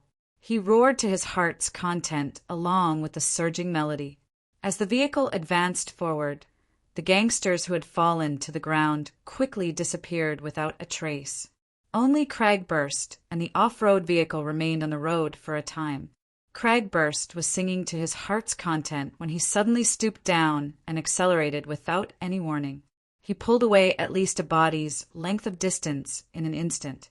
He caught a glimpse of a line of fire cutting through from the corner of his eye. A hole the size of a wash basin appeared on the road 20 meters behind him. Only then did he hear a peculiar hissing sound enter his ears. Crag burst chuckled. It was a large-caliber electromagnetic rifle. However, the shooter's aim was terrible to the extreme. That's not right. The shooter didn't have any intention of following up after missing the target. He suddenly sensed something and followed the trajectory of the bullet. He couldn't see any human figures within the pitch-black floor, but there was a pitch-black bird flapping its wings and flying.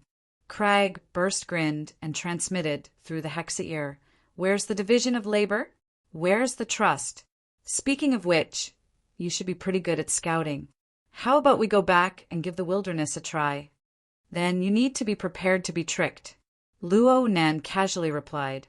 He used ink to announce his existence to Crag Burst. But what truly killed the sniper was actually the human-faced arachnid's siege hammer. Right now, the pitiful fellow had fainted in front of the window. He probably didn't understand what was going on from start to finish. Luo Nan's soul body floated within this dangerous area. The range of his senses was close to a kilometer in diameter. An omnidirectional, multi-layered, panoramic picture was presented to him. He suddenly discovered that he should be the most genuine sniper at this very moment. He was in existence like a ghost. He had a panoramic perception with a diameter of a kilometer. Of course, he also had the siege hammer, which could ignore the vast majority of physical defenses. These factors converged together. He could be said to be like a fish in water in this complex environment. He could eliminate those malicious personnel in the quickest and most convenient manner. Luo Nan truly had some awareness of being an ability user when he used these methods. Yes, this was the ability user of his imagination. This was an extraordinary power that stood above the normal world. Naturally, this was the best proof of the correctness of formatting theory. It was also at this time that Luo Nan truly understood what kind of restriction his weak, fleshly body was when it came to his true abilities. Hey, Scout, go ahead and update your intelligence. This instance's level is too low. Did your enemy specifically use this place to annoy me? Luo Nan responded, I feel like you should stop the car and properly inspect it. Maybe you can find some clues. Good idea, but this doesn't contradict with scouting ahead. I need a tool. It's best if it's a moving obstacle that can stop my disobedient baby. Let me look. Chapter 104. Crag Burst's military-modified Tiger Burst SUV was an extremely astonishing vehicle for personal transportation. It could run over the heads of ordinary private cars in its off-road mode. However, the big fellow that had just run into the range of Luo Nan's mental senses could completely replicate a similar scene onto the Tiger Burst SUV. 5 seconds after Luo Nan discovered it, the enormous shadow that slowly pressed over finally attracted Crag Burst's attention. The enormous size of the shadow caused Crag Burst, who had been wild and fearless the entire time, to gape subconsciously. He forgot to speak for a time. It was a super heavy road roller. It was over 5 meters tall, and its enormous body occupied 2 car lanes horizontally. It was completely the willful piling of industrial power. Just the vibrating wheels in front of it already exceeded the roof of the Tiger Burst SUV.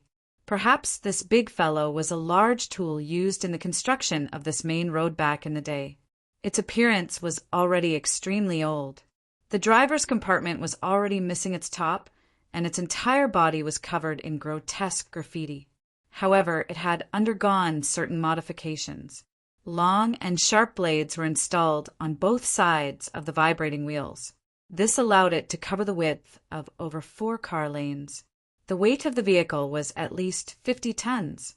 The already damaged asphalt road became even more tragic under the effect of the vibrating wheels as it drove past. Of course, the antique road roller's speed was very ordinary. It definitely didn't exceed 30 kilometers per hour. If the SUV were to turn around, it would be completely easy for this old fellow to eat the dust behind it, or it could make a small detour and easily pass by it. But the problem was that the AI that controlled the SUV's movements didn't have any awareness that it was about to be smashed into pieces. It continued to maintain its original speed, direction, and route as it moved forward in a perfectly straight line. Hey! Hey! Craig Burst did his best to wake his precious up, but it was destined to be futile. The distance between the two sides quickly became 300 meters, 200 meters. The Tiger Burst SUV contributed to the majority of the distance traveled, and it continued to do so. Luo then noticed that there were at least 5 gun-wielding personnel in the damaged compartment of the road roller other than the driver. They all raised their gun barrels and pointed them at Craig Burst's position. 2 of them were electromagnetic rifles with astonishing destructive power. Only the heavens knew how these strictly controlled military firearms ended up here. Did the military also dispose of trash here? Out of the way! Luo Nan threw 2 siege hammers over as he warned Craig Burst. The targets were precisely 2 gang members wielding electromagnetic rifles. One of them fell to the ground and fainted, but a bewitching red light suffused the eyes of the other person. He was actually completely unaffected. He quickly adjusted the muzzle of his gun, and flames exploded on it. The metal bullet carried a terrifying initial speed. It crossed a distance of several hundred meters in an instant, directly piercing through the location of Luo Nan's sole body. This shot did not touch anything substantial, but it truly gave Luo Nan a fright. The other party's spiritual sense was very sharp, and his judgment was very accurate. What was even more inconceivable was that he was immune to the siege hammer. Luo Nan had pierced through all of his material defenses, but it seemed that Luo Nan's attack aimed at the mental plane had missed. That gunshot had alarmed Craig Burst. The other 3 firearms had already opened fire at this time. They were old-fashioned gunpowder weapons that were commonly seen in the black market. Their power was quite astonishing. Craig Burst cursed loudly. The motorcycle suddenly sped up and swerved outwards, dodging the whistling rain of bullets. It narrowly brushed past the twisted blades of the road roller. Luo Nan was left behind. Craig Burst let the motorcycle run away crookedly. Craig Burst jumped up, and his strong body easily leapt over 4 meters into the air. He directly stepped onto the cockpit of the road roller and smashed it with a heavy fist. The driver was sent flying from the other side. Only now did the others adjust their muzzles. But no one was able to block Craig Burst's fist. They fell from the road roller one after another. Craig Burst instantly cleared the obstructions. Then he tried to control the big fellow beneath him to make it stop immediately. As long as it didn't move, Craig Burst's beloved Tiger Burst Jeep wouldn't be smashed into smithereens, even if it couldn't avoid a collision. The distance between the 2 vehicles was less than 50 meters at this time.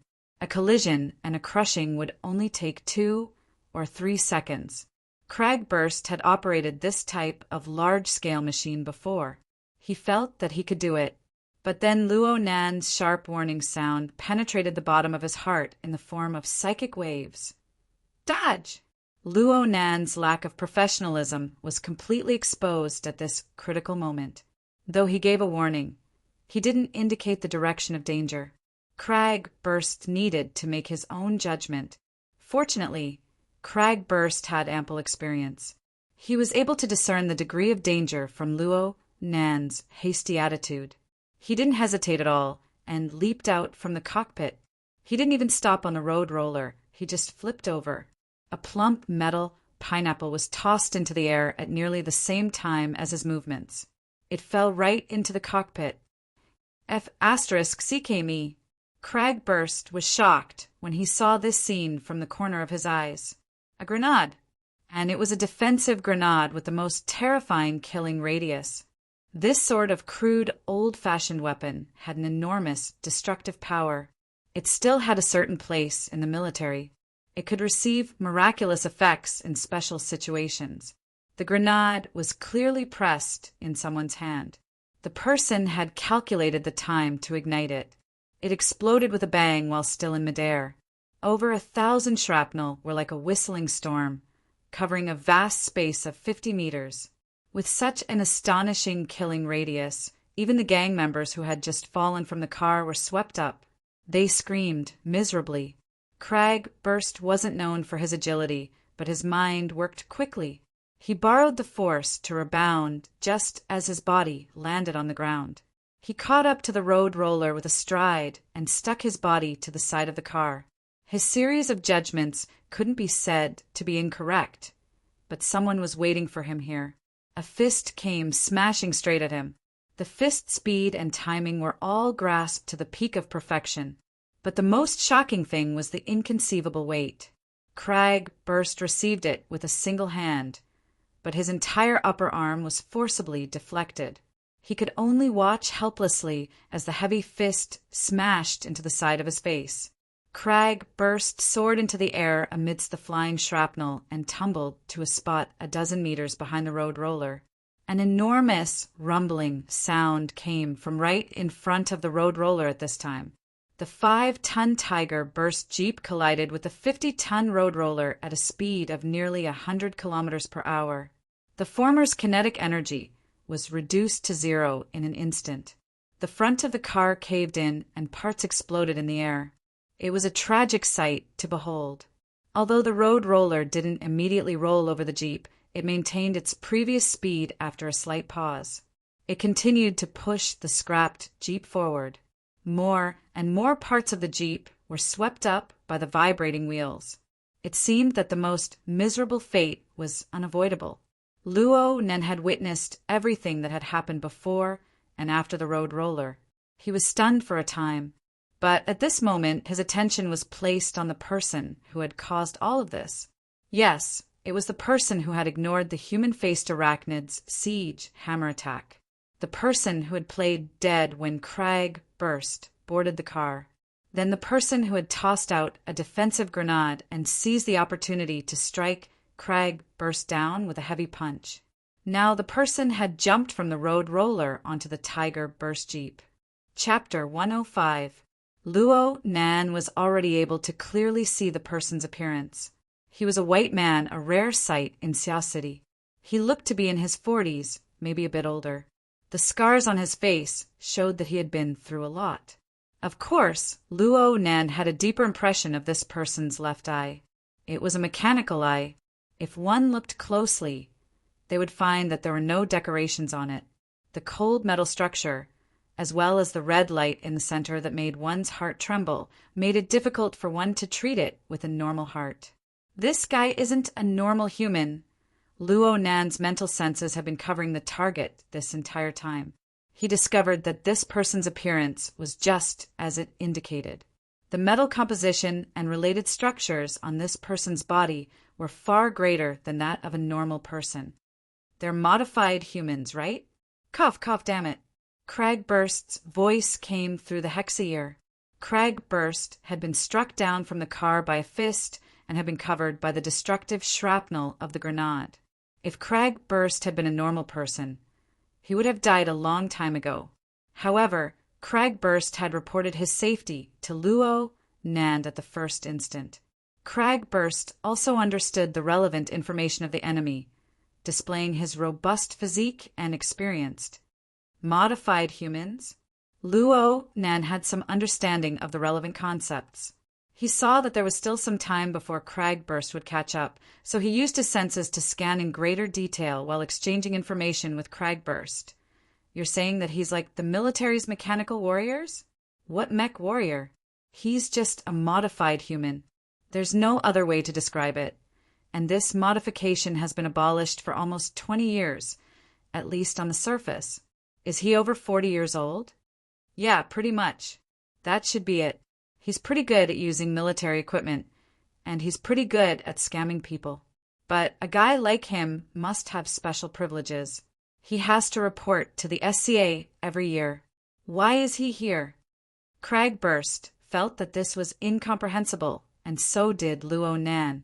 The gang members of the recycling stratum might seem lawless, with all kinds of weapons, guns, and grenades, making it a mini arsenal. But that was because the government had basically given up on the governance of the recycling stratum. As a matter of fact, most of them had extremely low clearance due to their criminal records. Under the strict control of the credit clearance network in today's society, they could only be tyrants on the recycling stratum. Once they stepped out of the recycling stratum and into the public, they would be closely monitored. If they did anything sensitive, law enforcement officers would appear above their heads and send them to jail. It was hard to imagine that a special forces soldier who had undergone military modification would come here to make a living. His special authority was as eye-catching as a lighthouse on the SCA's surveillance network. The government would never allow such a dangerous person to work with the gangs in the recycling stratum. As for special situations like committing a monstrous crime, it would be more meaningful for them to escape into the wilderness instead of here. No matter what, this guy has angered me. I will have a good talk with him. Cragg burst, gnashed his teeth on the other side. But soon after, he slapped his thigh. Found it. It's here. Keep an eye on him. I'll be right there. He found the high-powered motorcycle that had fallen in the middle of the road, turned around, and chased after it. In about half a minute, he would be able to fight for his reputation again. Luo Nen focused his attention on the altered human. Actually, Luo Nan was more interested in this person's current behavior than in identifying his identity. After striking down Cragg Burst, the altered human arrived atop the heavily deformed Jeep. It tore apart the roof and entered the driver's compartment, which could no longer be seen. Next, the altered human smashed the control panel with a punch. He extended his hand inside and fished for something. Luo Nen couldn't help but associate this scene with the loss of control of the car's AI and the metal bug ejected from Yan Yongbua's car. Without a doubt, Yan Yongbua had done something to the Jeep. His methods were certainly closely related to the metal bug that had sunk into the Jeep. From then on, the development of the situation deviated from the normal track. And right now, this altered human seemed to be acting as a liaison recycler retrieving the metal bug. This kind of behavior was quite compatible with the recycling stratum. And from this point of view, perhaps the metal bug was a very crucial thing. Perhaps it involved some deep secrets of Yan Yongbua's. Luo Nan's mental senses became even more meticulous when he thought of this. Though his soul body couldn't do much right now, he wanted to lock onto the target of the other first before considering his next step. The altered human was certainly aware of his detection, just like how he had sensed the siege hammer. However, his thirst for his target clearly surpassed everything else. He just raised his head and shot a cold glance. But he didn't actually lock onto Luo Nan's position. He just continued to lower his head and search. Suddenly, the altered human's arm that had extended into the control panel paused for a moment. His cold and stiff face had a change, forming into a slightly sinister smile. Then he pulled his hand out. His fingertips were pinched with a metal bug the size of a grain of rice. It was motionless right now, more like a work of art than a tool. The altered human raised the metal bug before his eyes. It was like he was looking at a treasure, carefully sizing it up. The smile on his face deepened with every glance. The intensity of the red light in his mechanical eyes continued to grow. Luo Nen took advantage of the metal bug's appearance to use his mental senses to cut across its surface in an attempt to understand its internal structure. But he discovered that it wasn't easy to balance distance and precision at the same time. He was separated by a distance of over 100 meters, and the precision of his senses was at most on the millimeter level. It was already very difficult for him to analyze the interior of the Jeep. Right when Luo Nan was considering whether or not he should get a bit closer, a high-powered motorcycle rumbled from behind the road roller. Soon, it circled around the reamer and ran alongside the deformed Jeep. Cragg Burst gave a provocative gesture to the driver's seat atop the motorcycle. "Hey, come at me again if you have the guts. I'll let you use only one hand." The altered human's smile faintly faded. His ice-cold mechanical eyes cut to Cragg Burst's side, but he didn't immediately respond. Cragburst's provocation continued, but it was mixed with something else. I, Cragburst, used to be from District 55 of the Coastal Garrison. Give me your name. I'll burn incense for you later. The altered human, lips and teeth opened and closed slightly within the Jeep's driver's seat. He spoke for the first time, but the feeling was that he was mocking Cragburst. A soldier, you're not? Cragburst discovered that there was a problem with his judgment, so there was no need for him to be polite. He was just about to exert his strength to leap and attack. But in the next moment, his opponent made an odd move. The altered human opened his mouth and stuck out his tongue. He placed the metal bug between his fingers on it, rolled it up, and sent this toy into his mouth. There was even a clear swallowing motion. He actually swallowed the metal bug. Chapter 106. As soon as he finished speaking, Black Jack leaped up and jumped down from the other side of the cockpit. His timing was perfect. At that moment, the road roller pushed the Jeep to the place where the gang member's car had been flipped over. At that moment, the group of people had yet to leave. They stayed in the middle of the road and looked at the road roller that was moving slowly towards them. At first, they were dumbfounded. Then, they shouted and wanted to drive their motorcycles around it. But at that moment, Jack jumped down from the Jeep and grabbed a motorcycle. He then sped up, circled around the other side of the blade, and sped back in the direction he came from. You were a boss just a second ago, and now you're dodging? Cragburst cursed loudly. He lifted the front wheel of the motorcycle and forcefully made a U-turn. The motorcycle scraped dangerously past the twisting blades, and then the engine roared as it accelerated in pursuit. The speed of the two motorcycles was more than 100 kilometers per hour. In the darkness of the night, they disappeared in the blink of an eye. It wasn't a problem for Luo Nan's soul body to chase after them, but Ink had some difficulties. The two motorcycles had already driven out of his range of senses during his moment of hesitation, and they chased after them. On this side, the road roller pushed the off-road vehicle, rumbling as it rolled over. Everywhere he passed, there was a mess. The gang members cut a sorry figure as they hid to the side of the road. They cursed Cragburst, but even more cursed Jack. Luo Nan's mind stirred slightly. He listened attentively and discovered that some of the content was very interesting, but it was fragmented and fragmented. He was unable to grasp the gist of it. Because of his attention, Ink also came over and it was very eye-catching. One of the gang members was annoyed and happened to have a gun in his hand. He raised his hand and was about to shoot, but in the blink of an eye he fell to the ground like a wooden stake, unconscious. The gang members, who had been happily scolding him, were all stunned. They looked at their comrade who had suddenly fainted, then looked up in a daze. At this moment, Ink spiraled down and stopped on the eaves of an illegal building by the side of the road. It looked down at the group of weak chickens known as the gang. In the darkness, the black crows stared at you with their dark eyes. On the ground were their companions who had inexplicably fallen because they had offended them. Such a scene made the dozen or so members of the gang at the scene all weak in the knees. Crow continued to remain silent, and the more it was like this, the more anxious and uneasy it was. Luo Nan actually felt a bit awkward being by Ink's side. He didn't want to stare at each other like this. Gathering information was the most important thing right now. The problem was that Ink was a crow. How could it communicate with humans? It would be better if it was a parrot. He could see the benefits of the hexa-ear and the psychic wave network right now. Otherwise, he and Cragburst wouldn't have been able to connect. Oh, psychic wave network? Luo Nan's train of thought jumped once more.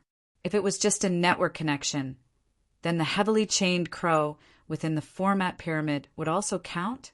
At this moment, there was an additional image of a crow in the format pyramid. It was Ink, and it was on the second level, which was the staff level. Of course, Luo Nan didn't understand bird language, but his communication with Ink was telepathic. There were no obstructions at all. Even with the foundation of hypnosis, the smooth communication between the man and the bird was beyond common sense. If it could be done between humans and crows, What couldn't it be done between humans? Luo Nen made a decision as soon as his thoughts reached this point. First, he needed to establish a connection and use the heavily chained crow. But what value did these gang members have in absorbing them? Luo Nan was still a bit of a neat freak. He hesitated for a moment before his thoughts spun. Perhaps he could use something else instead?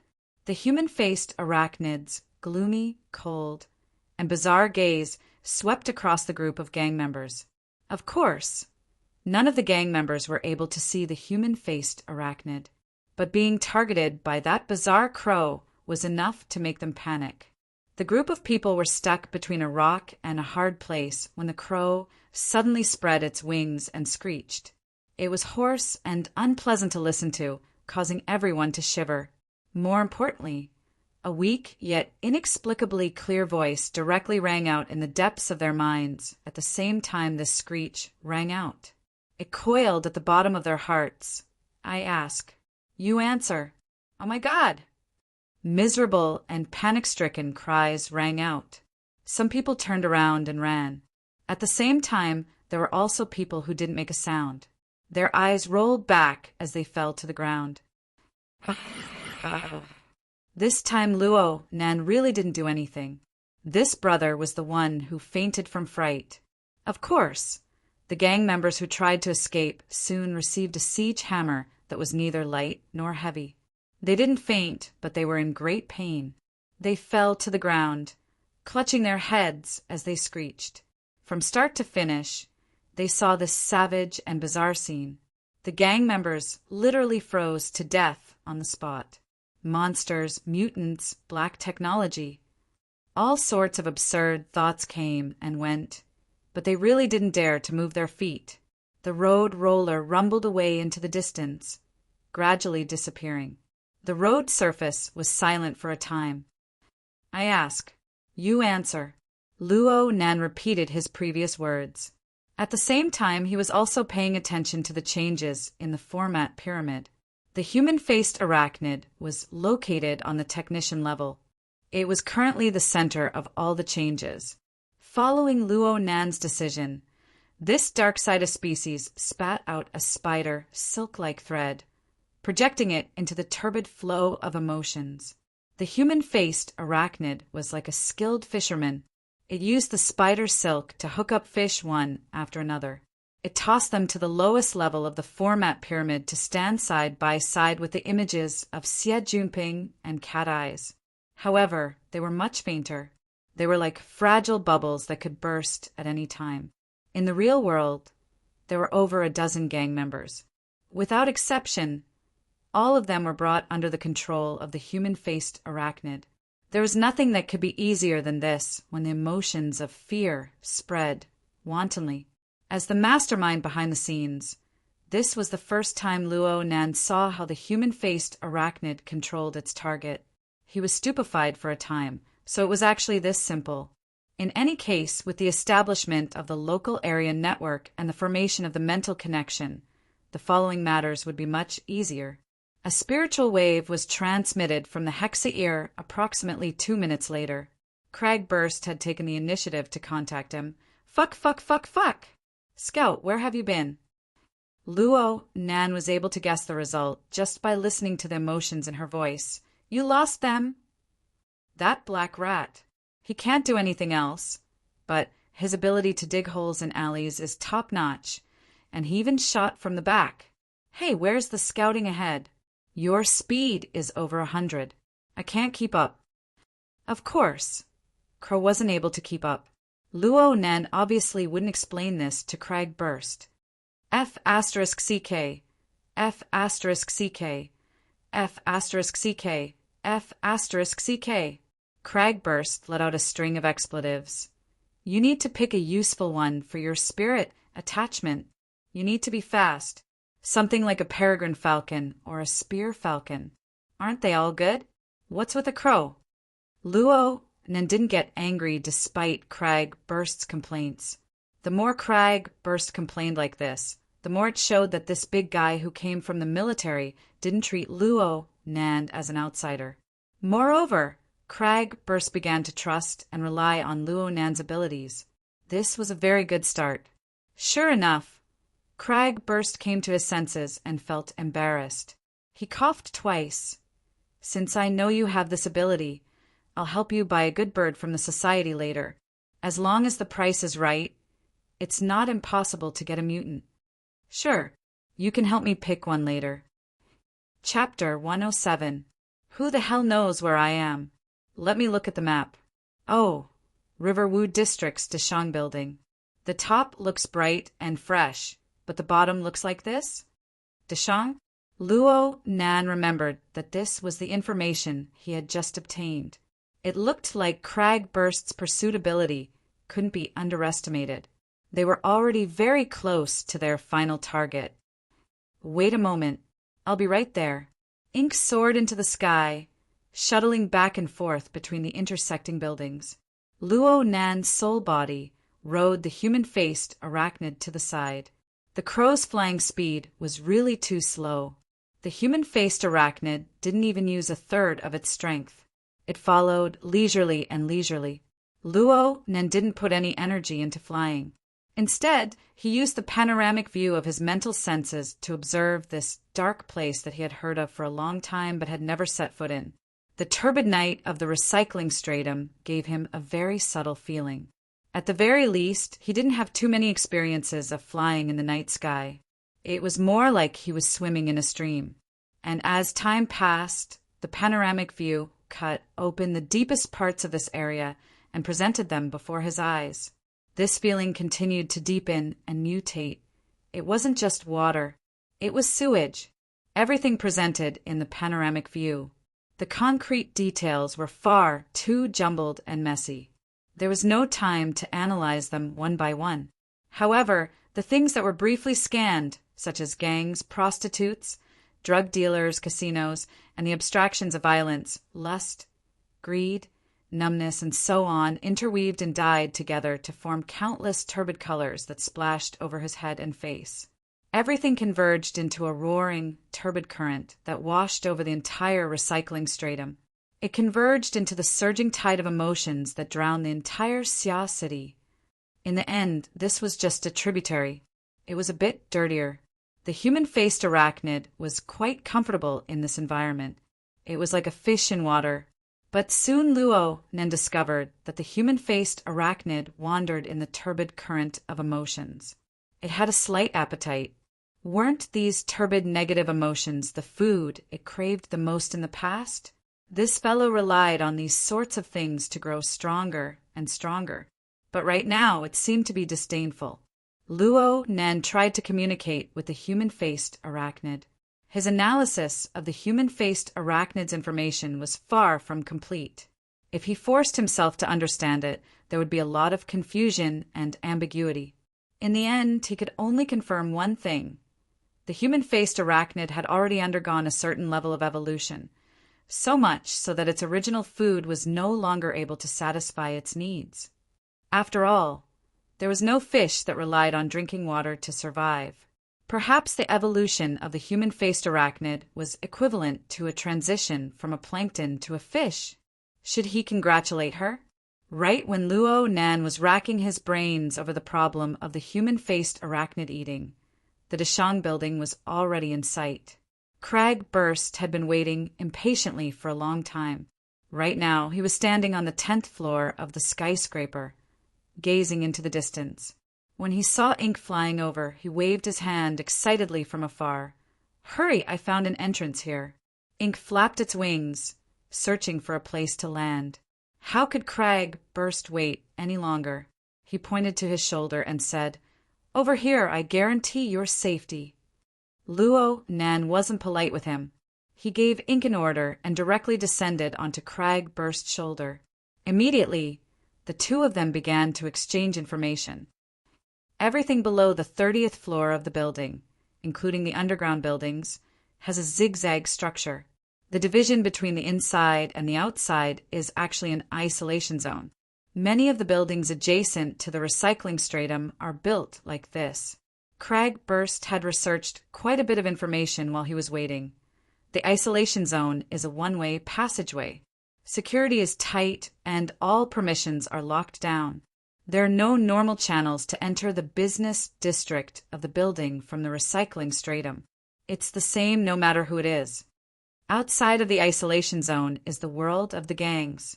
They have dug through countless rat holes here. They have dug through not just the Deshang building, but the neighboring buildings as well. There are quite a few people living inside.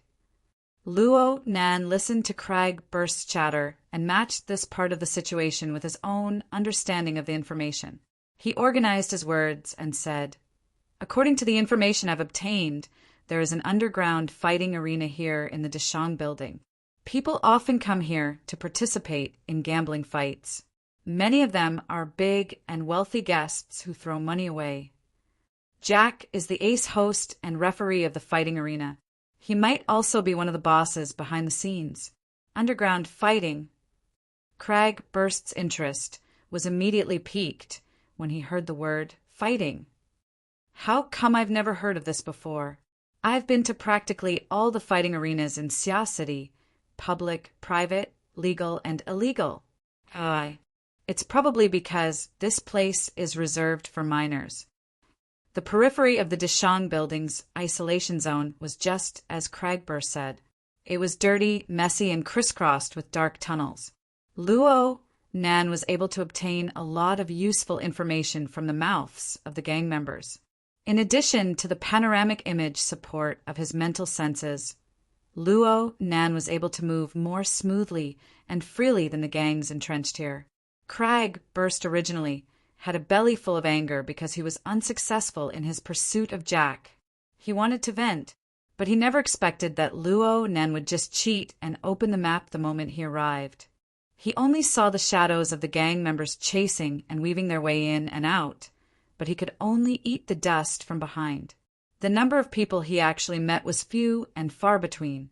It was hard for him to put his strength to use. He wasn't an idiot. Naturally, he could feel that Luo Nan wasn't just using the crow to scout. Instead, Luo Nan had a higher level of perception at play. "Good boy. There's something wrong with your ability. In terms of range, even cat eyes isn't this abnormal." Cat eyes? Luo Nan was quite interested in this unruly woman who suddenly appeared in his own pyramid. Since the intensity of their advance wasn't that great, he just asked casually, "What's the range of her long-range perception?" Her all-encompassing perception ranges from 50 to 70 meters. Her psychic perception has a limit of 3,720 kilometers when she's in a good state. How much? Luo Nan nearly choked awake. "Are you talking about kilometers or meters?" "It's kilometers without a doubt." Cragburst laughed out loud. "It's inconceivable, right? But this is the terrifying aspect of long-range perception. As long as the feeling comes, there's no reasoning with you. Back in the day, Cat Eyes did one of the most amazing things. She used her extrasensory psychic perception to guide a 1,000,000-ton nuclear-penetrating warhead. It smashed directly into the underground lair of the mutant species in the wilderness. It was a standard hit to the soul. A bunch of arrogant big shots from the military all knelt before her." Luo Nan didn't know what to say for a time. He had been proud of the range of his soul-body senses before, but he immediately encountered a standard that he could only look up to. But when he thought about it again, such an amazing person had actually entered his pyramid without a trace. She was more or less affected and suppressed by him. The feeling was quite subtle, Cragburst concluded. In a certain sense, Cat Eyes' ability should be the closest type to that of a psychic, but it isn't that mysterious. Aside from being unstable and being powerless against the dark side of species, she practically doesn't have any other flaws. So, by all means, don't offend her. Otherwise, she can find you in any corner of the city. She can take advantage of the time when you're in a dream. Cragburst made a motion of twisting Ink's neck and laughed loudly. He reached back to pinch Ink's head. "You really need to be careful. I felt that you and her seemed to be innately incompatible that day." "Huh. There's no way out?" Chapter 108.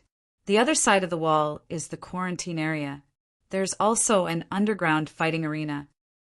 Crag Burst couldn't see anything other than the white wall. But Luo Nan was different. His soul body had already passed through the wall. He had gone in and out of the building countless times. He was probably more clear about the layout inside than the designer. He combined the information he obtained earlier and explained to Crag Burst. Originally, the quarantine area didn't allow for any other arrangements aside from surveillance and defense systems. But the management of the building made modifications in order to ensure the size of the area and the viewing effect. They occupied a portion of the surrounding area. This formed a fuzzy zone. The gangs of the recycling stratum can interact with the gamblers of the upper world.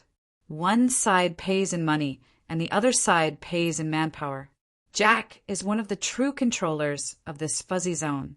This is his lair and his cornucopia. Crag Burst didn't ask for more details. As a man who frequently entered and exited the underground fighting arena, he was even more clear than Luo Nan about the inside of the building. The management of the building should be the house of bankers. Only through this place could one transform incorporeal credit into tangible wealth in the current society of credit and authority. But he didn't care about this at all. He was only interested in how to capture Jack. Jack is in the fighting arena, right? How do we get in? Do we smash a passageway out? Crag Burst was a bit eager to give it a try.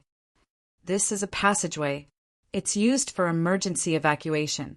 The design is that it can only be opened from the inside.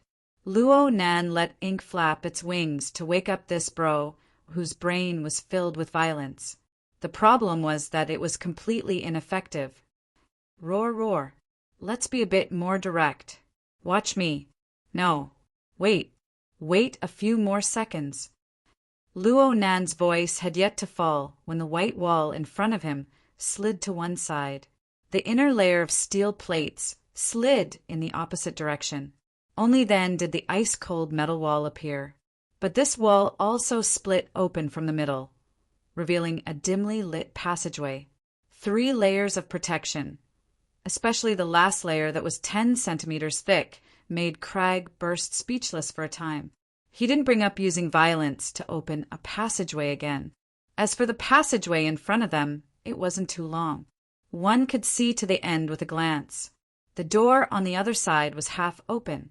An even more intense light seeped in. There was also clamorous noise coming in. Clearly, the outside was a certain location of the underground fighting arena. Crag Burst first looked at his feet. There was a person sitting down in the passageway.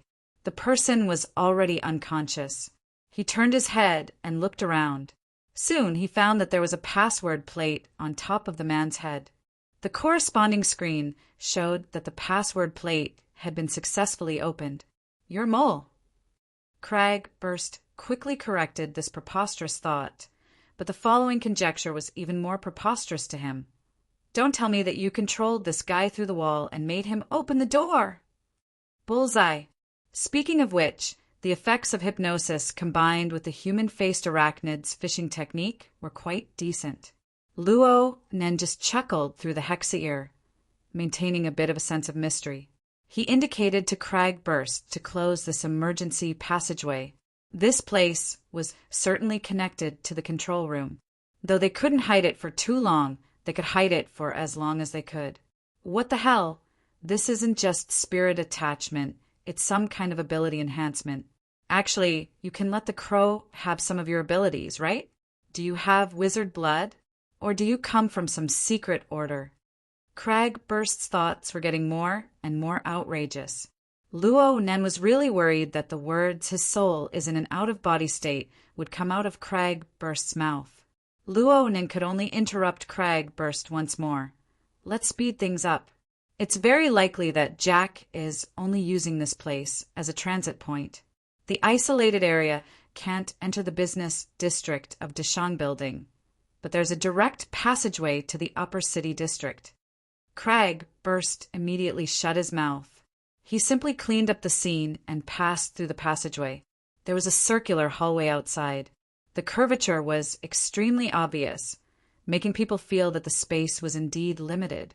The operator of this place had indeed made use of the space to the extreme. On the concave side of the wall, there was a curved wall projection every now and then. On it, there was an exciting scene in the arena. Sure enough, they're all kids. Cragburst's brows furrowed. He was a professional, so he felt vexed by the various scenes displayed on the screen. They have a certain amount of fighting techniques, but they're all competing in the dark and ruthless. They're trying to kill people. Many of the scenes of being knocked down on the screen had broken hands and feet, or they had been struck in a vital spot. Cragburst wouldn't even blink an eye at these things in the adult fighting world. But the two combatants on the screen didn't look to be older than 15, which was the same age as Luo Nan. They were a group of half-grown kids. They didn't hold back in the slightest. Did they really know what this represented? Many of them knew, judging by the ominous glint in their eyes. And the feeling brought about by this sort of warped thinking made people feel even more uncomfortable. The sound of footsteps came from both sides of the hallway at this time. Cragburst's intentions were to just go up and be done with it. But Luo Nan indicated for Cragburst to go to the other side, to a room with a thick curtain covering the door. Cragburst thought that this was the passageway to the fighting arena, but he discovered that it seemed to be a lounge after entering. The layout was very simple and crude. There were only wardrobes and benches. The passageway to the fighting arena was further inside. There was already a person in the lounge right now. He wore combat shorts, and his upper body was bare. He didn't wear shoes, and a towel was draped over his head. His face was drooping. It seemed that he was conserving his energy. He should be the next competitor to take the stage. He didn't have a coach or a friend by his side. He was all by himself. His entire body was cold and gloomy. He actually didn't react at all to Cragburst, the big guy who had suddenly barged in. Cragburst was a bit stupefied. Then he discovered that the room was actually very noisy. There was a display screen in the lounge as well, but it was a bit smaller than the one outside. The sound from the display screen was quite loud. It made people wonder what use this lounge could serve. The display screen just so happened to jump to a new scene at this time. "Look, Jack!" Luo Nan reminded Cragburst to pay attention. The two's minds shook, but they soon discovered that this was just a video clip. Jack was wearing a referee uniform at the time. He wore a bow tie. His body was ramrod straight, and he had a sense of propriety.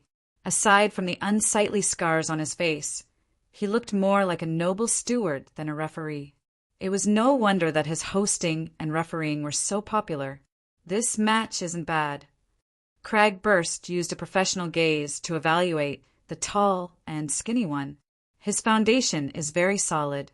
He has a sense of propriety in his attacks. He's a very good control-type competitor. Hold on. There's something wrong with the editing. The editor had chosen this shot to be the scene of the tall and skinny kid slowing down, dodging and circling around, which Cragburst had praised. It was completely different from the intense fighting scene before. Such camera language should be hinting at something. Luo Nan discovered that the competitor, who had his head lowered all this time, had raised his head to stare at the display screen. His thin and pale face was revealed beneath the towel. He was unexpectedly calm, and he continued to ignore Cragburst to the side. Chapter 109. The focus of the human-faced arachnid's attention was on the quiet and silent competitor. This person's age was about the same as Luo Nan's. His reserved and gloomy nature was about the same. However, the reason for the human-faced arachnid's attention was certainly not because of this. The feedback Luo Nan received was mostly anticipation and hunger. He was like a glutton, staring fixedly at a dish that was gradually cooking on the stove. He felt it was a pity to eat it, but he was impatient to not eat it. "This is the new food you've chosen?" Luo Nan had just been pondering over the changes in the human-faced arachnid's diet. Now he had a true reference. He couldn't help but spend a bit of energy to pay attention. But how could he understand it in a short period of time? And at this moment, the camera turned. The strangely edited match ended, and there was even a post-match scene next. The two competitors stood in the center of the fighting stage, and Jack stood between them. It seemed that it was time to announce the victor. From the previous clips, the lanky kid's advantage was extremely clear, even though he had inexplicably less clips. He displayed an astonishing level of control. However, Jack wasn't in a hurry to announce the victor. He lowered his head to look at his watch. At this moment, the background music of the edited scene strangely stopped. This caused the sharp whistles and whistles from all four sides of the stands to grow louder, more clamorous and more deafening. Finally, Jack made a move. He spread his arms, but he didn't act like a normal referee, grabbing the competitor's hand. Instead, he wrapped his arms around the shoulders of the two teenagers. It looked extremely intimate, but at this moment, the children's bodies went rigid. Jack wasn't in a hurry to announce the victor. Instead, he spoke like he was reciting a poem. His voice passed through a miniature microphone and spread throughout the entire arena. As the referee, I must judge fairly. This is a conservative fight. The screams from the stand suddenly rose to a whole new level. A fight that has gone beyond time. The screams and cheers grew louder and louder. Some people even stood up and waved their arms towards the fighting stage. This spurred on even more people. Soon, no one was sitting in the entire fighting arena. Jack's expression didn't change as he spat out his final judgment. A fake fight! The people in the stands went completely crazy. The chaotic clamor had already converged into a simple, yet heart-sinking sound. Kill! Kill! Kill! On the fighting stage, the faces of the two teenagers were deathly pale. They wanted to struggle, but they were firmly clamped down by Jack's iron arms. Jack said with a smile, "There are no losers and there are no winners." Before he finished his sentence, Jack exerted force in both of his arms. The crisp sound of bones breaking was transmitted to the entire audience through the microphone on his body. The shoulder bones of the two youths instantly fell apart. A powerful force closed them up, crushing their sternum and spines. Then, the two youths who were no longer human were forcibly hugged in front of Jack's chest, causing them to hug each other. A pair of faces that were bleeding from all 7 orifices collided with each other, and then softened into 2 piles of dead flesh. Jack relaxed his arms, and the 2 corpses slid down. Without even looking, he crossed his arms and waved. Team ending, friendly match. Pass. F***CK. Without waiting for the next scene to change, the display suddenly caved in and cracked. Cragburst's fist had directly smashed it apart. Such an intense reaction thoroughly exposed Cragburst's position. But how could he care? He spat again, a bunch of dregs. The quiet contestant turned his face. There was a hint of surprise in his eyes, but this emotion was extinguished before it could reach his face. In the end, he simply spat out 2 words. "You guys?" Cragburst stared at him with wide eyes. "Kid, you want to participate in this bullshit fight?" "I'm the next one." Cragburst waved his hand roughly. "Fuck the next one. Since I'm here, there will never be a next one. That way leads to the fighting arena, right?" Cragburst was about to step out as he spoke.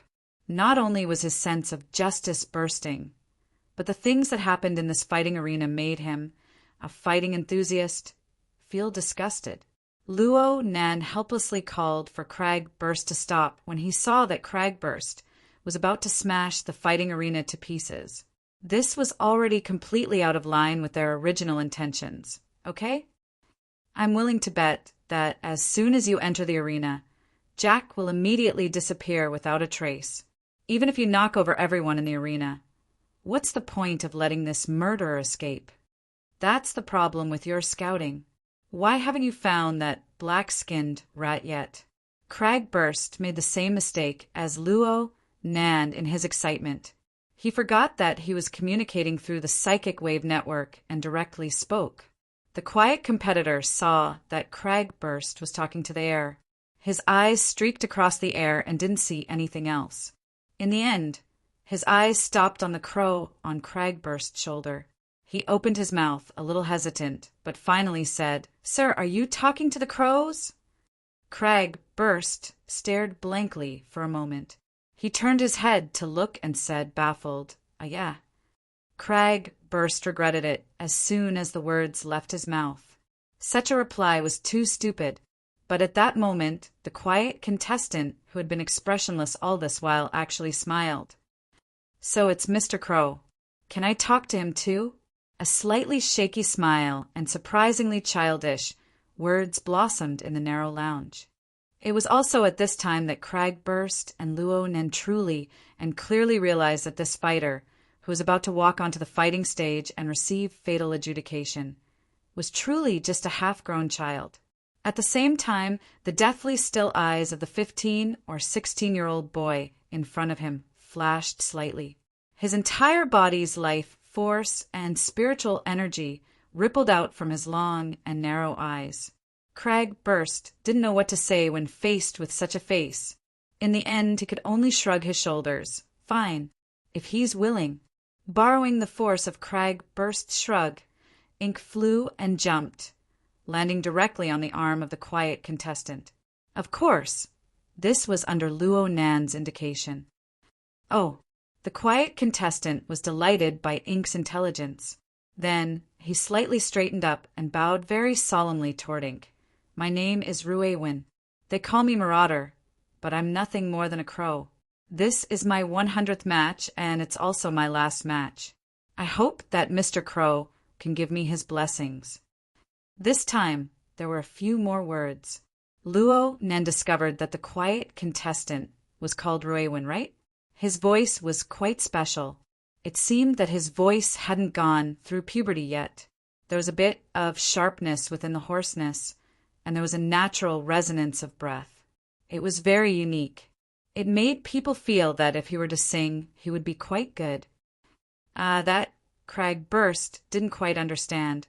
He tried to interrupt, but was stopped by Luo Nan. This sort of feeling was far too familiar. The current Ruewin was the same as Luo Nan many times. He was completely trapped in his own circle, forming his own logic. There was no need to forcefully break it. Perhaps this was the chance for him to relax the most. It was the moment he treasured the most. And at this time, the human-faced arachnid began to stir. Within the eyes of this newly promoted glutton, there was a bright seed rising from the dark and desolate abyss. Even though the seed was bound and surrounded by the filthy and turbid streams, it was pure and untainted. It was pure and transparent. Chapter 110. Luo Nan's senses were synchronized with the human-faced arachnids. The human-faced arachnid was paying intense attention to Luo Nan. Such a strong stimulation also made some of the muddled information clear. Sure enough, the human-faced arachnid no longer treated the turbid flow of emotions as food after leaping from a plankton to a fish.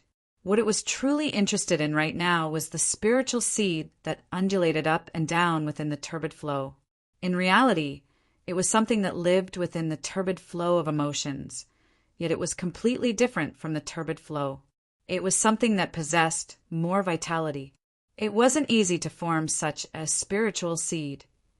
One must have the mental cultivation to overcome filthy emotions and desires, as well as a basic positive attitude in order to finally take shape.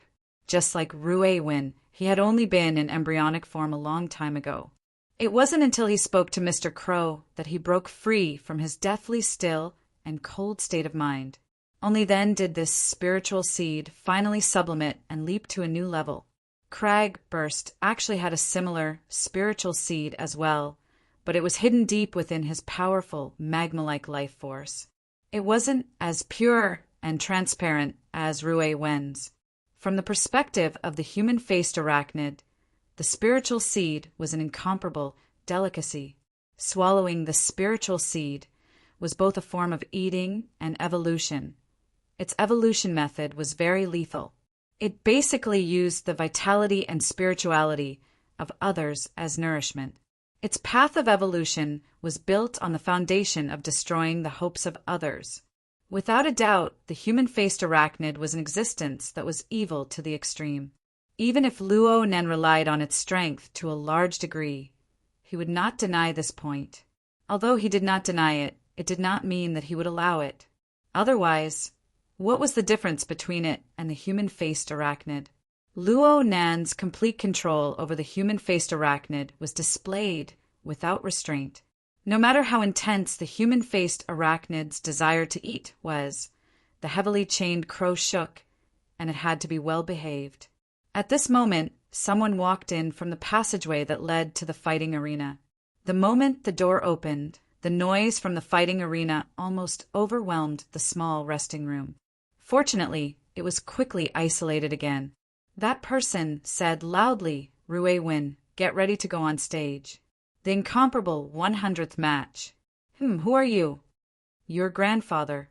Cragburst revealed an evil grin towards that person. Before that person could cry out in shock, Cragburst slapped him unconscious to the ground. Rue Win turned a blind eye to this. He was already completely immersed in his own world. He stood up and gently swung his arms up and down. "Well, Mr. Crow, here comes my last battle. You won't be stingy with your blessings, right?" Swish. Perhaps it was because Ink was quite satisfied from being swayed, but Ink had already opened its mouth before Luo Nen could speak. Its hoarse voice was unpleasant to hear, but it made Rue Win smile once more. He crossed his arms and walked over to Cragburst's side. He returned the ink. "Thank you, sir. You and Mr. Crow's arrival is my fortune." "Ahem, nothing." With Cragburst's straightforward temperament, he really wasn't suited to dealing with a reserved and autistic person like Rue Win. The logic of both sides was not on the same line. Luckily, Luo Nan extended a helping hand at this time.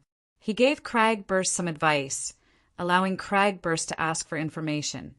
Even though his words were very clumsy, "You just said 100 matches. Is there any special meaning to it?" "After 100 matches, I can choose to walk the path of judgment and leave the arena. It's all tricks and they've been used too much." Cragburst had seen similar situations far too many times in other underground arenas. Are there challenges on the road of adjudication? Of course. Who made it out in the past?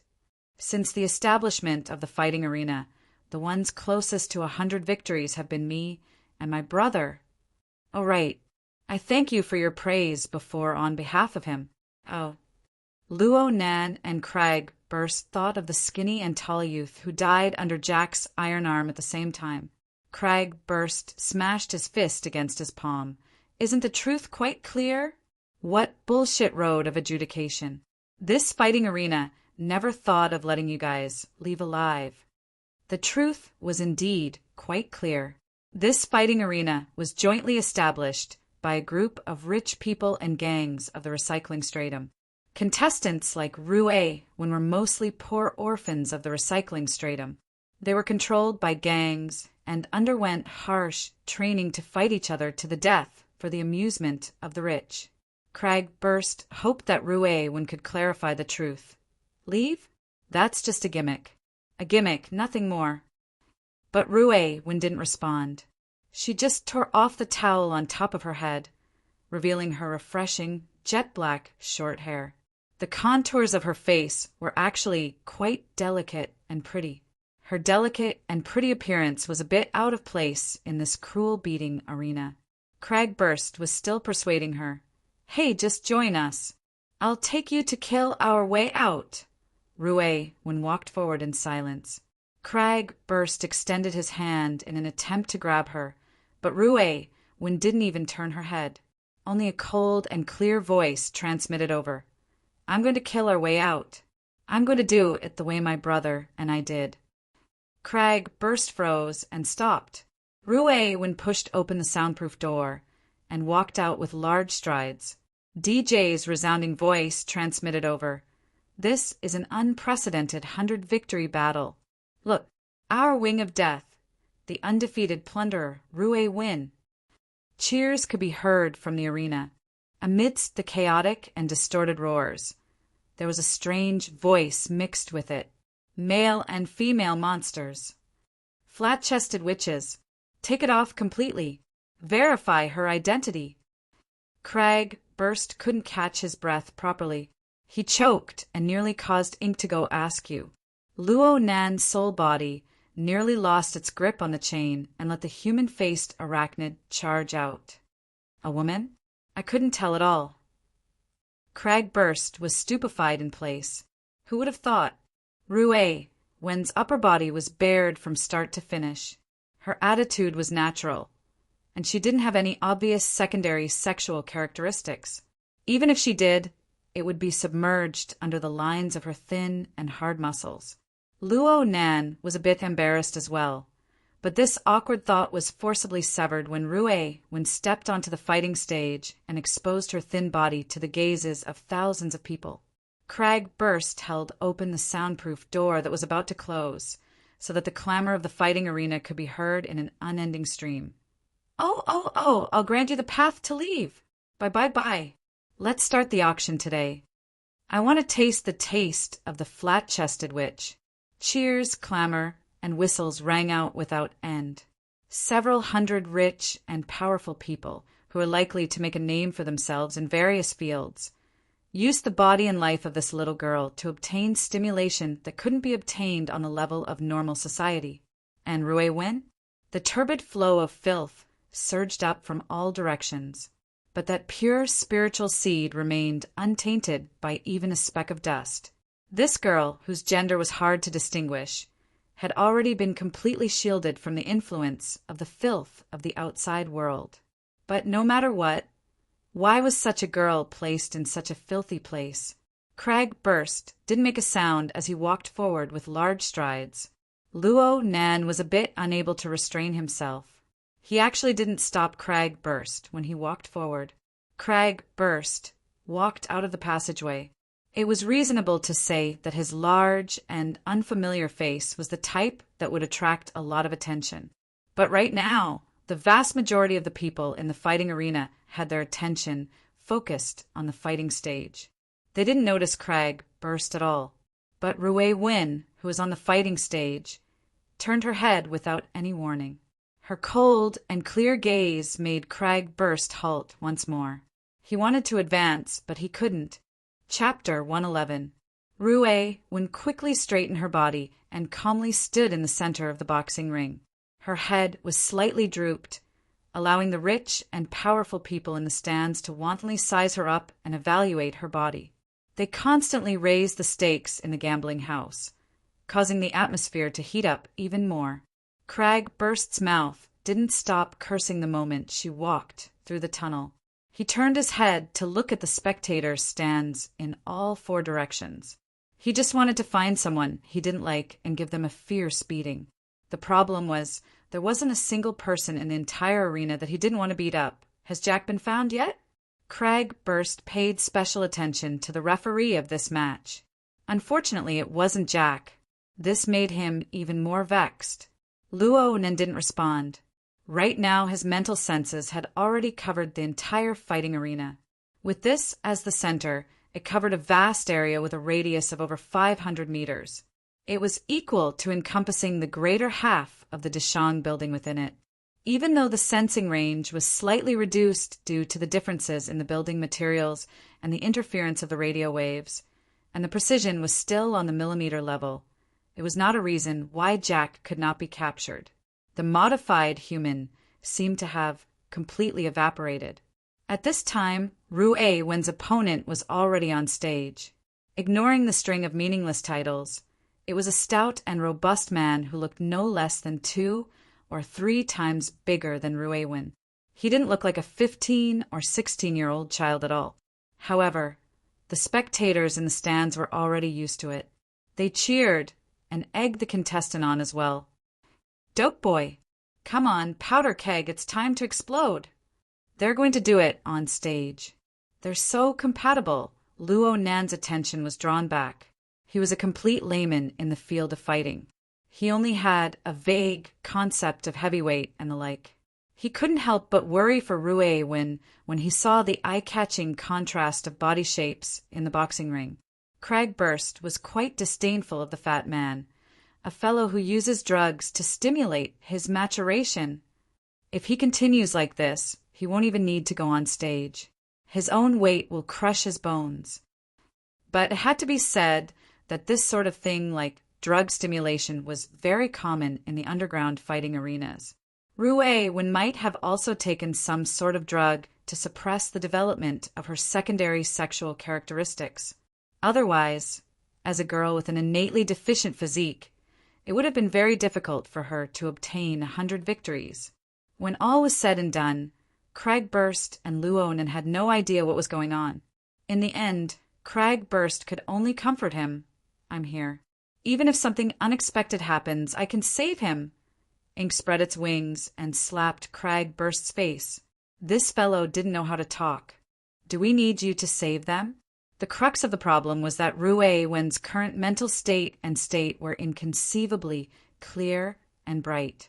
But once she was destroyed by an external force, the damage to her mind would be extremely frightening. It would be much more troublesome than a pure physical injury. Luonen had just analyzed this point from the human-faced arachnid, but he was unable to explain it to Cragburst. He felt stifled to the extreme. The exchange between the two was meaningless, but the development of the fight on the boxing stage caught everyone off guard. After a full 20 minutes of prelude, atmosphere, and bets, the battle began. Faced with an opponent who was at least twice as heavy as her, Ruewen didn't retreat, but instead advanced. She rushed in from the front, and before Gunpowder Barrel's thick arms could close in, she had already broken his tibia with a single kick. Just as Gunpowder Barrel's fingers touched Ruewen's shoulder, he lost his balance and fell to the ground in pain. Ruewen easily broke away from his grasp and took the opportunity to kick him in the head, sending him into an unconscious state. The battle ended just like that. The originally heaven-flipping scene turned cold and silent in an instant. The vast majority of people, including the wealthy guests who won their bets, were unable to accept such a simple and laughable ending. They sunk into an awkward silence. Originally, the wagered fight was just a pastime. What they truly wanted to see was the cruel and bloody scene of fists hitting flesh. Cragburst's wild laughter and his celebratory action of raising his arms and brandishing his fists were exceptionally eye-catching under this bizarre atmosphere. Even the cameras that covered the entire arena gave him a close-up. Luonen wanted Ink to smack Cragburst's head. If this wasn't exposure, then what was?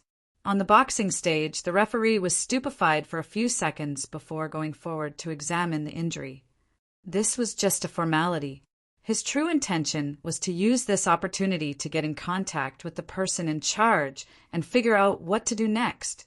However, the big boss of the fighting arena, Jack, was unable to be contacted from beginning to end. In the end, it was the supervisor who spoke up and let the referee smooth things over first. The referee helplessly got up and grabbed Ruewen's hand, preparing to announce the victor. But Ruewen pushed his hand away.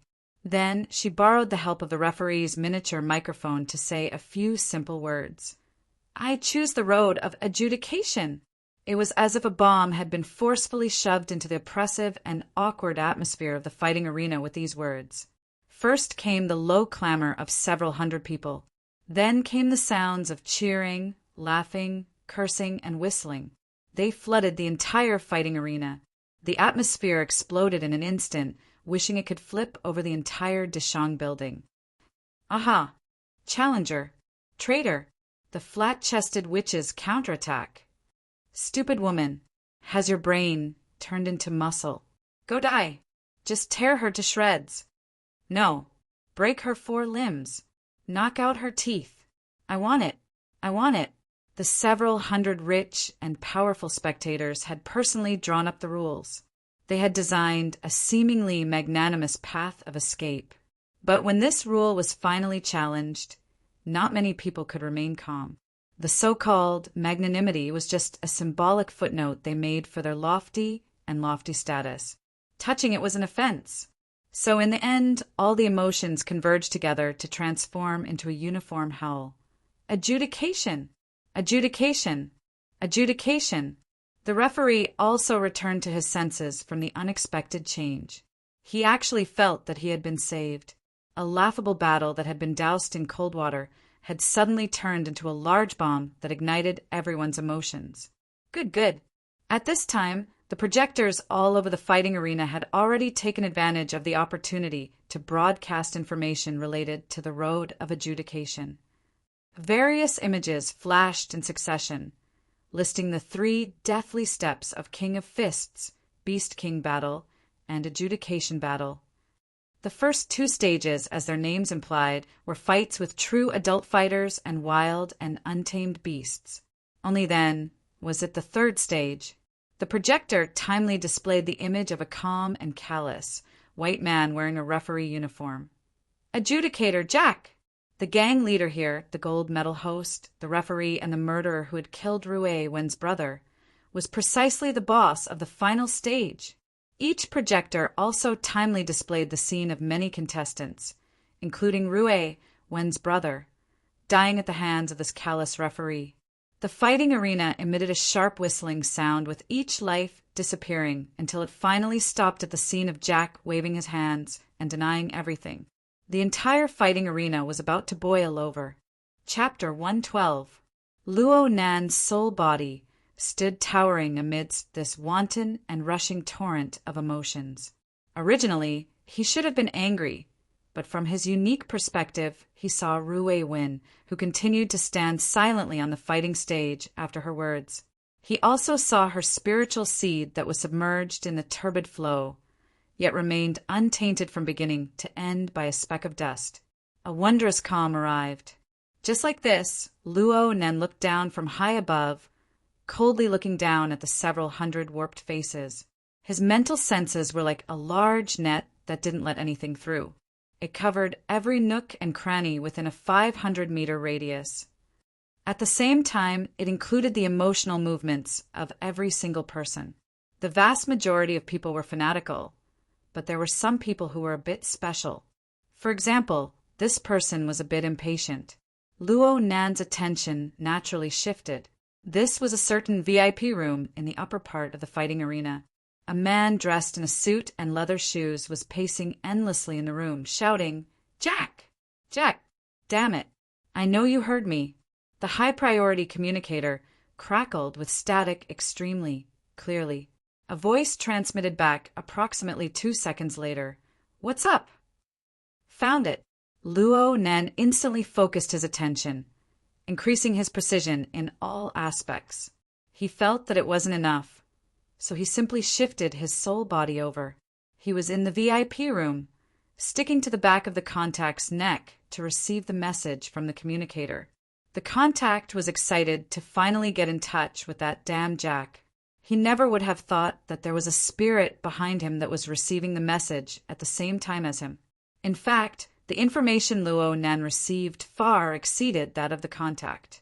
After increasing his precision, Luo Nan was able to see not only the tangible substance, but he was also able to capture the interweaving electrical waves in the air.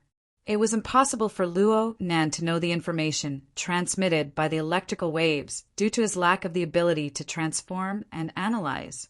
However, he was able to refer to the continuous interweaving and spreading fluctuations within the communicator to determine the approximate direction. This was his first attempt, but it wasn't easy to realize a tracking in the information society where countless electrical waves interweaved and covered.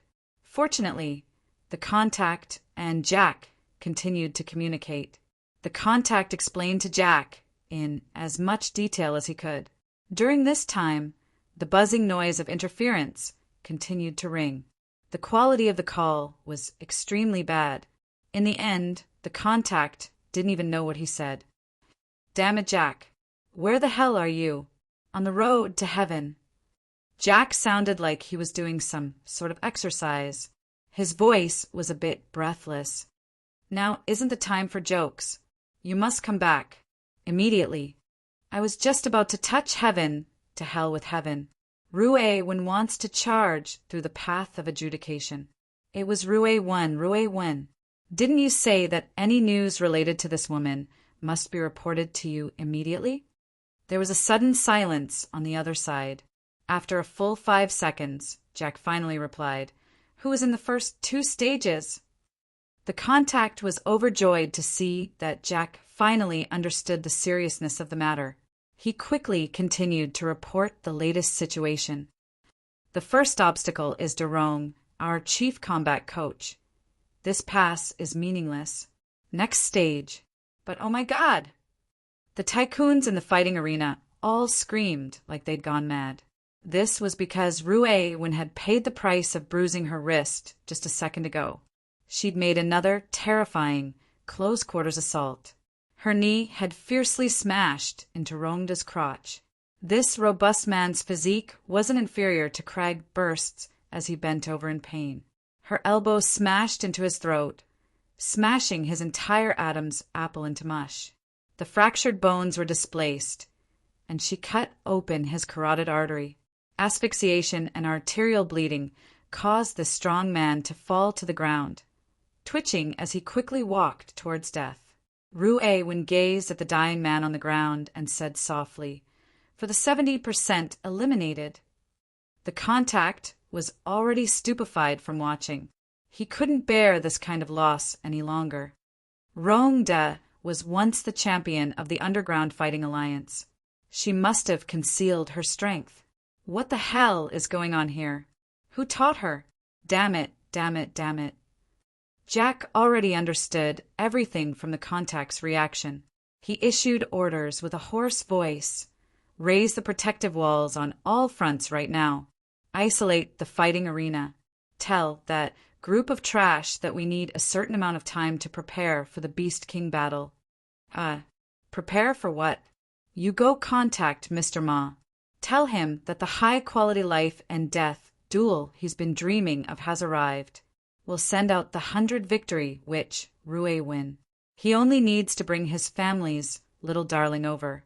I'll give him 10 minutes of time. Oh, Mr. Ma's collection. Jack, you're really too evil. The contact came to a sudden realization. He greatly praised Jack's way of thinking. He immediately hung up and hastily went to find someone. Rue Wen. Forget it. I'll just go with her cheap older brother. Jack removed his wristband and casually tossed it to the side. Don't anyone disturb me again. He was suddenly startled before his voice fell. He slowly raised his head. His undamaged right eye and the mechanical electronic eye focused at the same time. They stared at the empty space in front of them. He finally found it. Luo Nan's soul body appeared in this room. He also noticed Jack's reaction, but right now he was even more shocked at Jack's current location. Jack was still inside the Deshang building, but he was on the top floor of the building, the 141st floor. This landmark building of the River Wu district had a height of around 600 meters. The 141st floor was over 550 meters in height. It just so happened to exceed the range of Luo Nan's all-encompassing perception. Originally, Luo Nan didn't believe that Jack would leave his usual lair and enter the privileged society that was absolutely unfriendly to gangsters like them. But the facts proved that his judgment was wrong. Not only did Jack enter, but he also arrived at the top floor of the Deshang building, which required extremely high credit privileges. He even had an independent training room here. At this moment, Jack was sitting in the middle of a pitch-black device whose purpose could not be seen.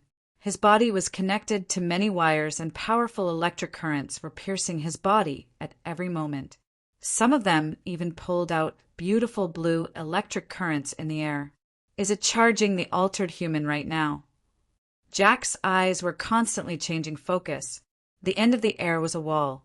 But before the wall, there was a reaction that made him vigilant.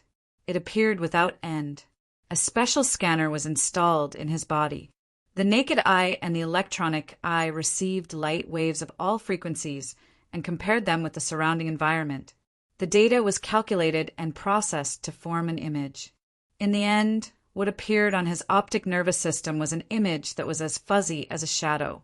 He paused for a moment before speaking in a hoarse voice. Ability user? Soul configuration? Oh. Luo Nan was truly shocked. The electromagnetic gun attack on the recycling stratum really wasn't a coincidence. This Jack seemed to have some sort of method that could capture the existence of a soul body. His soul body floated a few times in the room.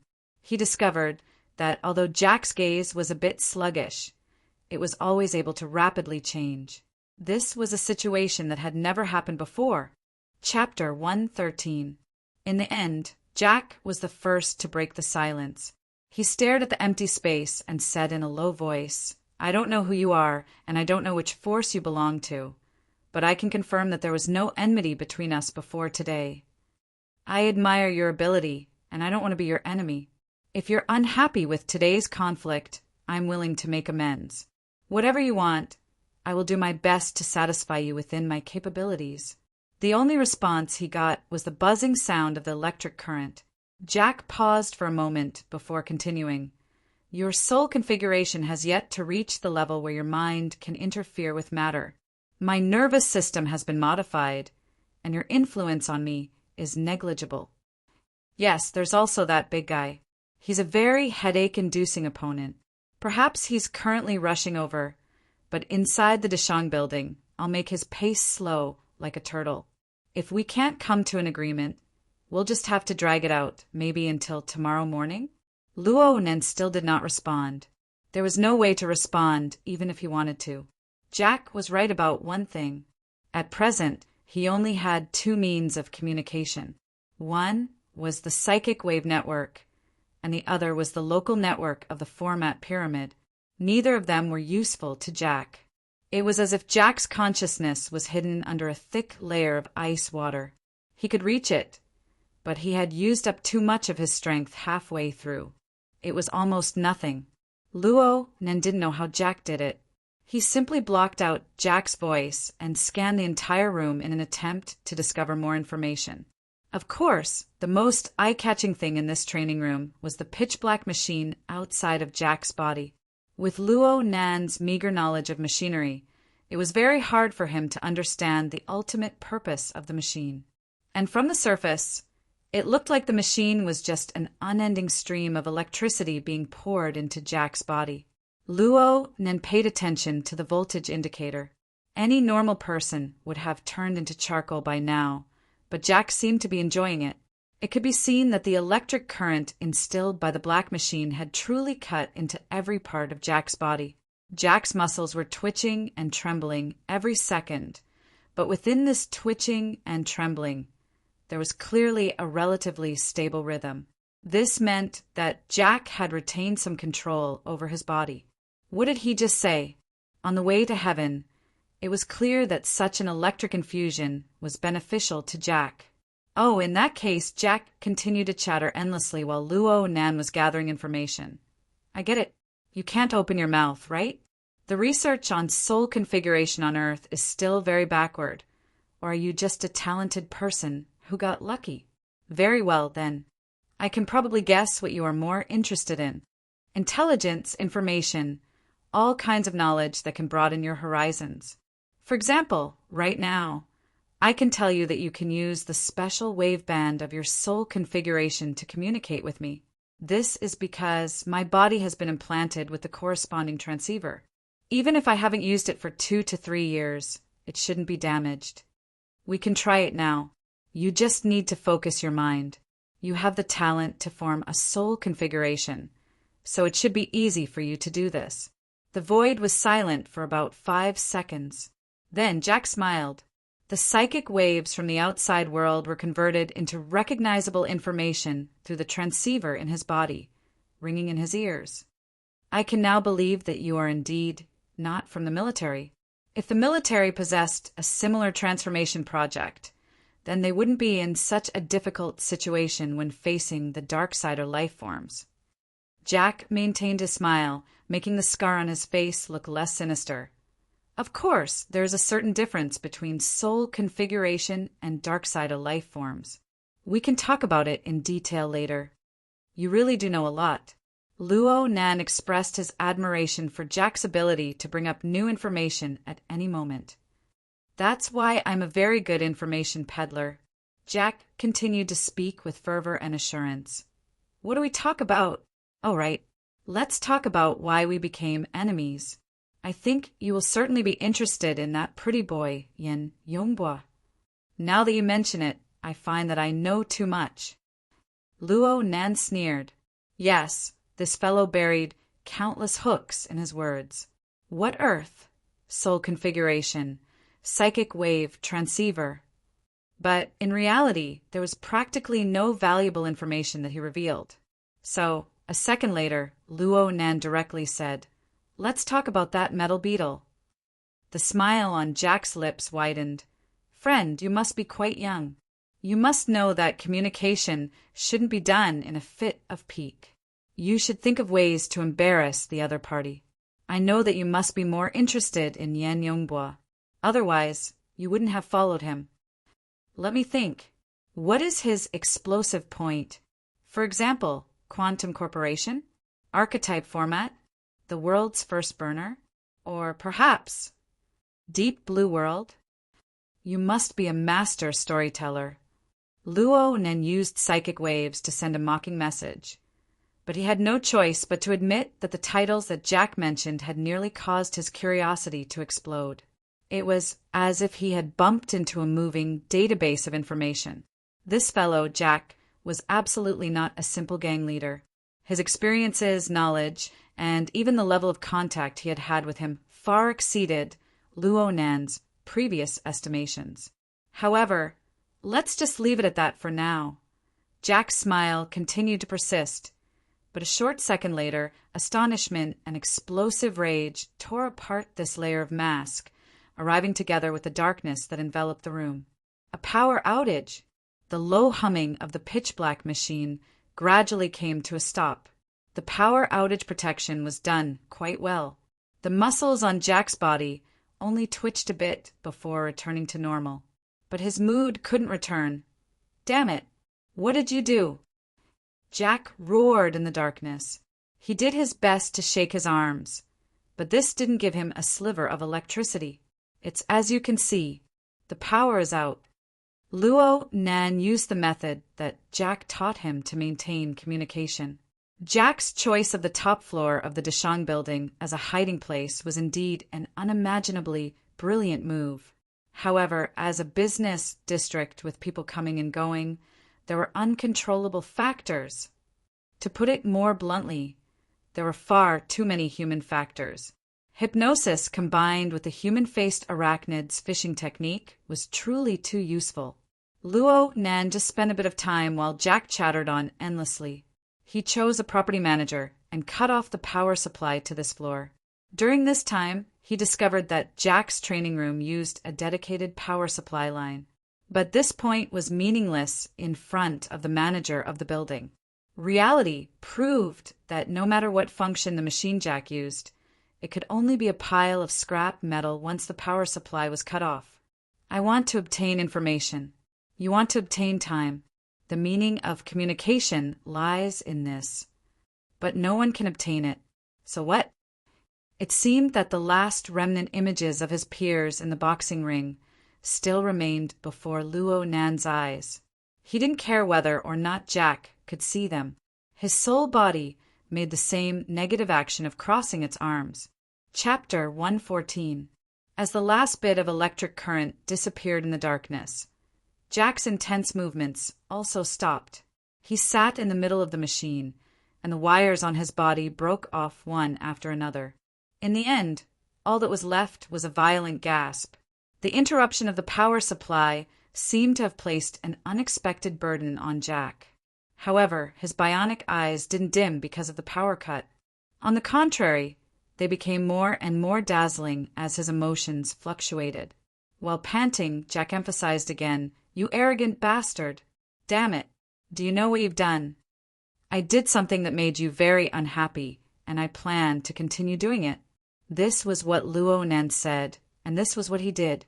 The human-faced arachnid, who had just completed its mission, had already passed through the wall and returned to Luo Nan's side. Under Luo Nan's guidance, the human-faced arachnid threw itself at Jack. Luo Nan could now confirm that Jack's previous words weren't a lie. There really was a certain difference between soul bodies and dark side of life forms. Jack was clearly able to lock onto the soul body, but he was completely unaware of the arrival of the human-faced arachnid. This was despite the fact that half of the human-faced arachnid's body was about to merge into his body. But on the other hand, the human-faced arachnid couldn't seem to find a place to eat Jack. Even though Jack was enraged to the point of madness, his special soul defense was still working. Right now, the human-faced arachnid was, at best, a probing imaging device. Even if it could clearly probe the inner workings of Jack's brain, it wouldn't be able to create any interference. It also lacked interest. The human-faced arachnid really had no interest in Jack at all. It wasn't because the low-level, turbid flow of emotions was no longer part of its menu. It was because this thing simply couldn't be eaten. It was like an excellent painter could paint a flower so lifelike that it would attract bees and butterflies, but he would never be able to pick the honey. This was the difference between a real object and a painting, the difference between reality and illusion. From the human-faced arachnid's perspective, Jack's emotions were a vivid, yet false picture. It could be seen that the structure and operation of Jack's brain, which had been partially modified, were shockingly concise and efficient. What kind of stimulation would trigger which cluster of neurons? What kind of neurotransmitters would be produced? And what kind of conduction between neurons would be triggered, forming a continuous running assembly line? At first glance, this was no different from a normal person's mental model. But as a matter of fact, most of the emotions and psychological activities of human beings had complicated operating mechanisms. The coordinated activation of various brain regions was far from something that could be replaced by an ideal assembly line. If one were to delve deeper into this, they would discover that Jack's seemingly efficient and concise operation mode was more of an encoding method. The human-faced arachnid's probing was extraordinarily deep. The human-faced arachnid's tentacles had already spread to every nook and cranny of Jack's body without his knowledge. Because of this, it discovered a region that had been precisely modified in the depths of Jack's brain, probably at the location of the central mass that connected the left and right thalamus. There was an even smaller core embedded within it. Almost all of Jack's nerve activities would be transmitted through the channels that had been set up in advance to exchange information with the nucleus. This nucleus would transmit the corresponding stimulation to the various nerve centers and then give feedback. Without a doubt, this core played the role of a system integration. All kinds of codes were substituted into the formula to form the answer and then transmitted out. This was originally a natural function of the brain, but it had been replaced by the mechanical reaction of the nucleus. This crucial step was the distinction between real and fake. We're all altered humans like this. Luo Nen didn't have too much confidence in his own observations. He was still guessing at the role of the nucleus. However, there was a situation that firmly grabbed his attention. There was a thin thread coiled around this extremely secretive nucleus body. No, it was the metal beetle. That's right, this was the metal beetle that Yin Yongbua had tossed out of the car. Luo Nan was incomparably certain because there was a small half of the beetle's shape preserved at the end of the thin thread. He couldn't help but speculate that the metal beetle would completely disappear after a period of time. It would transform into the form of a thin thread. What were the conditions for the transformation? Luo Nen could more or less understand just by looking at the dark machine that had already stopped operating. It was also this coiled thread that gave Luo Nan an extremely familiar feeling. He used the human-faced arachnid as a medium to unleash his soul clairvoyance. He discovered that the thread clearly flickered with flickering electricity, and when he increased the precision of his senses a step further, he was certain that the thread had already split into countless, even finer branches. Many of them had already exceeded the range of precision of his senses. Luo Nan could only see that some of these branches had pierced into the interior of the nucleus. Some of them had even seeped into the nerves and blood vessels. They had probably already spread throughout the entire brain, forming a tree-shaped structure with a nucleus as the center. This is the external neuron? What the fuck are you doing now? Luo Nan's unbridled probing methods had probably set off some sort of alarm device. Jack was horrified and startled. His blood-red robotic eyes locked rigidly onto the location of Luo Nan's soul body. But compared to these things on the surface, the changes that had occurred within Jack's brain were what truly shook Luo Nan's mind. It was that thin thread that had split into countless branches. The thin thread pierced into various parts of Jack's brain. It instantly trembled with tightly woven electrical fire. The electrical fire didn't occur on the plane of reality. At least, it wasn't limited to just that. This was because the human-faced arachnid that was deep within felt a burning sensation that was enough to endanger its existence at this very moment. It didn't need Luo Nan's command to frantically retreat outwards. Jack's mood template of rage had certainly been adjusted to the highest level. His entire body stood up, and it was also at this moment that his body clearly emitted a dark and deep glow of flames. The glow of flames came from the inside out, forcibly blasting the human-faced arachnid out of Jack's body. Moreover, the human-faced arachnid's momentum didn't decrease in the slightest as it pounced towards Luo Nan's location. The human-faced arachnid let out a pained howl. The powerful attack on the mental plane instantly swept through the many floors of the Deshang building. It was unknown how many people were innocently affected in this instant.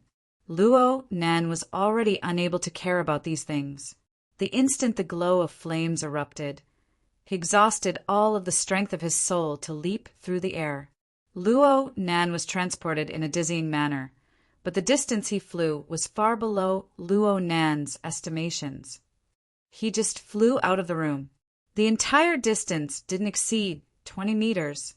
An incorporeal magnetic field formed around Jack's body when the glow of flames erupted. It warped the mental plane and even the space of reality. It was as if Luo Nan's soul body had fallen into a bottomless deep sea. An astonishing pressure came from all directions. This feeling was far too familiar. On the warship a few days ago, the burning wraith that Hiyuan had beheaded had suffered a similar technique. It had been locked onto, controlled, and then turned into ashes. Luo Nan's mind truly trembled as if electricity had passed through it. Chapter 115. You can't escape. Jack's hoarse voice was like the low cry of a deep-sea monster. It penetrated through the walls, shaking Luo Nan's soul body to the point of being slightly shaken. Was this guy really a burner? Based on the information that Luo Nan knew, burners were not like this. At the very least, the burners under Yan Hong's archetype formatting theory were not like this. Otherwise, there would be no need for the deep blue platform or the exoskeleton armor. He could just modify his entire body. However, what Jack had displayed was indeed the power of the format of fire. In the next second, the thick and heavy walls of the training room rumbled and violently deformed. A hole had been blasted open in the center, and cracks spread out like a spider web. Jack's training room was located in the middle of the 141st floor. It was a space sealed off by 4 thick and heavy soundproof walls.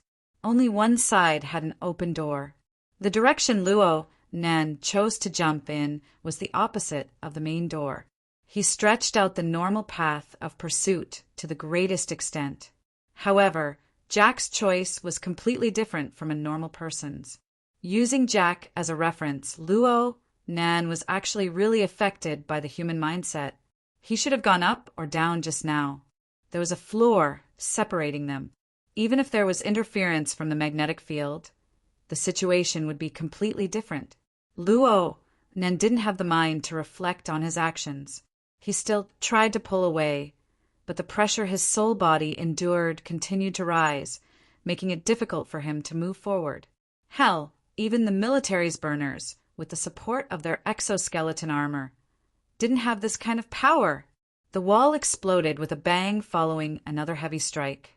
Jack walked out with large strides. His naked eye and bionic eye locked firmly onto Luo Nan's position. At this moment, the scene of flames soaring around his body had already disappeared, but the magnetic field that was like the deep sea was even more powerful. Through soul observation, he could confirm that Jack's entire body was deeply integrated with the deep sea EM field. The energy circulating within his body endlessly increased the effectiveness of the magnetic field, and the exertion of strength with every movement could bring about an intense change in the magnetic field. This was undoubtedly a terrible experience for Luo Nan. Jack stared at the direction where the soul was. His rage seemed to have been controlled, and his voice became hoarse and deep. "Young man, do you know how great of a price I paid in order to obtain the deep sea type for Dynamo Core? Do you know how much your naughty behavior will cost me?" Dynamo Core? Is that the official name for the external neuron? Also, does this model also represent the corresponding ability? Just like the deep sea EM field that Jack was radiating, Luo Nan unconsciously pondered over this word, and Jack didn't immediately attack him. Instead, he sized up the surroundings with a somewhat uncertain appearance. Ability users nowadays are really amazing.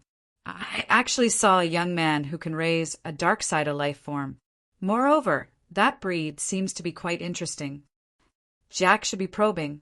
Though he had injured the human-faced arachnid, he was still unable to capture its whereabouts. Luo Nan responded with silence. His attitude made Jack laugh coldly. "All right, I'll add this incident to my database and tell it to people who are willing to listen to my story. As for you, I have no desire to communicate at all." The exact same words were returned to him by Jack. If it was in the past, Luo Nan would have felt that Jack's words were sharp. But right now, he couldn't help but think, was this Jack's free will, or was it the result of an artificial intelligence's calculations? This riddle would not be solved in a short amount of time. Luo Nan deeply felt Jack's murderous intent. He didn't hesitate any longer.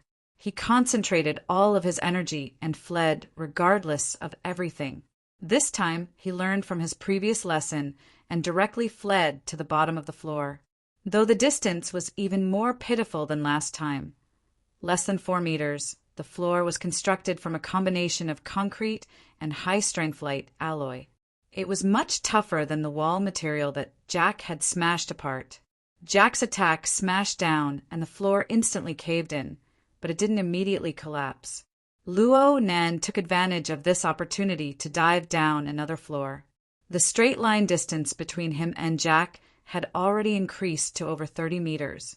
The binding power of the deep sea EM field suddenly weakened. Luo Nan's heart was filled with joy. He was about to forcefully leap through space once more. This time his target was the night sky outside of the Deshang building. As long as he reached the void where there was nothing to rely on, Jack wouldn't be able to do anything to him.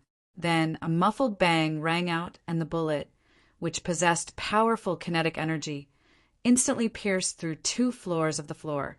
Even though the bullet deviated a bit in the process of piercing through, it still exploded near Luo Nan's soul body.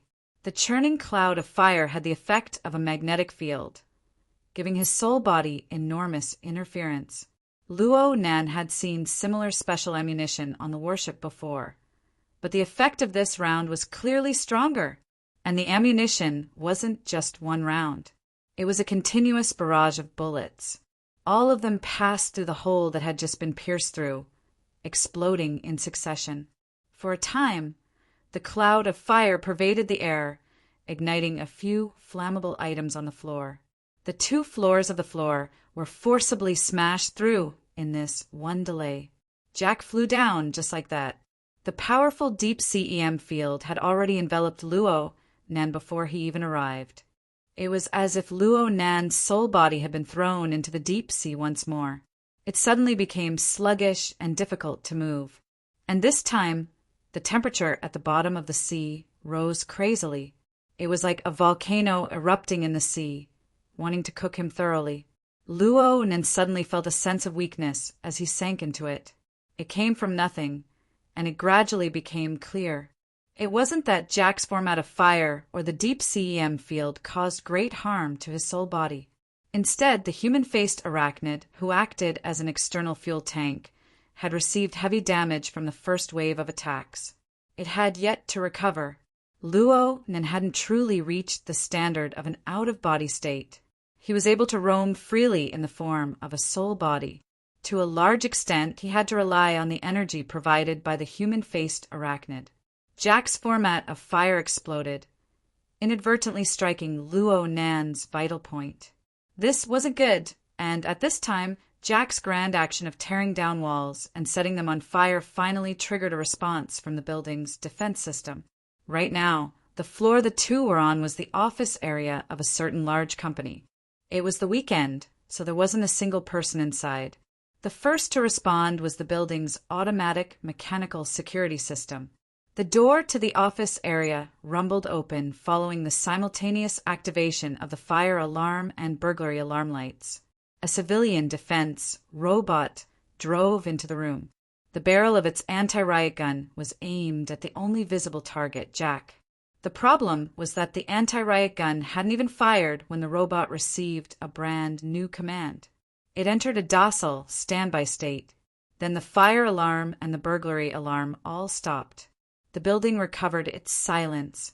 Only the office items that had been set ablaze within the flames were left to burn. Jack didn't even turn his head during this entire process.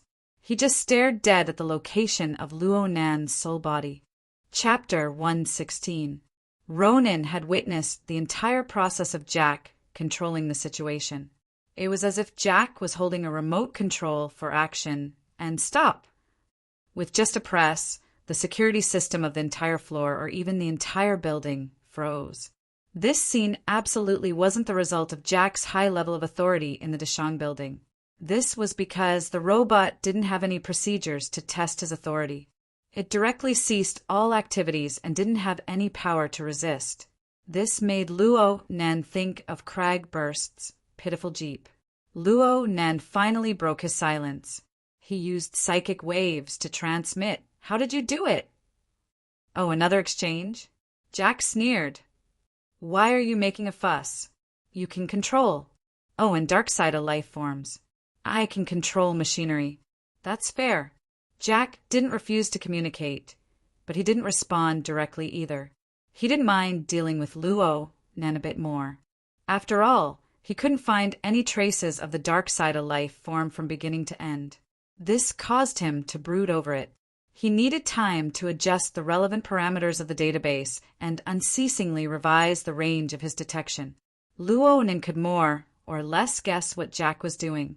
After all, many of Jack's detection methods required the use of that electronic eye, so Jack was constantly turning his head. This was good news. It seemed that Jack was very afraid of the dark side of life form. Perhaps there was still a threat to the current him? Luo Nan secretly paid attention to this, but right now a large portion of his mind couldn't help drifting in the direction of controlling machinery. Jack and Yan Yongbu's previous actions reminded him of another similar example. Gear's underground laboratory. To put it more bluntly, the external neuron. Luo Nan could confirm that the thread in Jack's brain was indeed the external neuron. It was also the dynamo core that Luo Nan spoke of. It was this product that seemed to surpass the technology of Earth that allowed it to bypass all authority and directly control all information devices, manipulating them at will. And now, new facts told him that other than the aforementioned functions, this thing was also the key to the burner and format of fire. Such a strange creation had actually accompanied him for 5 years, and it was mailed to him by that coward. What did that mean? What did that mean? It was hard for Luo Nan to divert his attention to ponder over this matter during the violent storm of pursuit and escape. Now that he had the slightest bit of time, the relevant thoughts were like heart-devouring bugs, gnawing and grinding in his heart. External neuron, dynamo core, burners, gang leader, Yan Yongbu, quantum corporation, and that coward. Luo Nan's mind was practically tied into a dead knot by the sudden clues and bursts of information. If he didn't loosen up a bit, then his soul would suffocate. Luo Nan suddenly felt very regretful. Perhaps he really should have listened to Jack's 2 more stories. No matter what, he wanted to know what kind of connection there was between Jack, the mafia leader, and that coward. Right now, Luo had to work hard for this goal. He did his best to maintain a clear line of thought.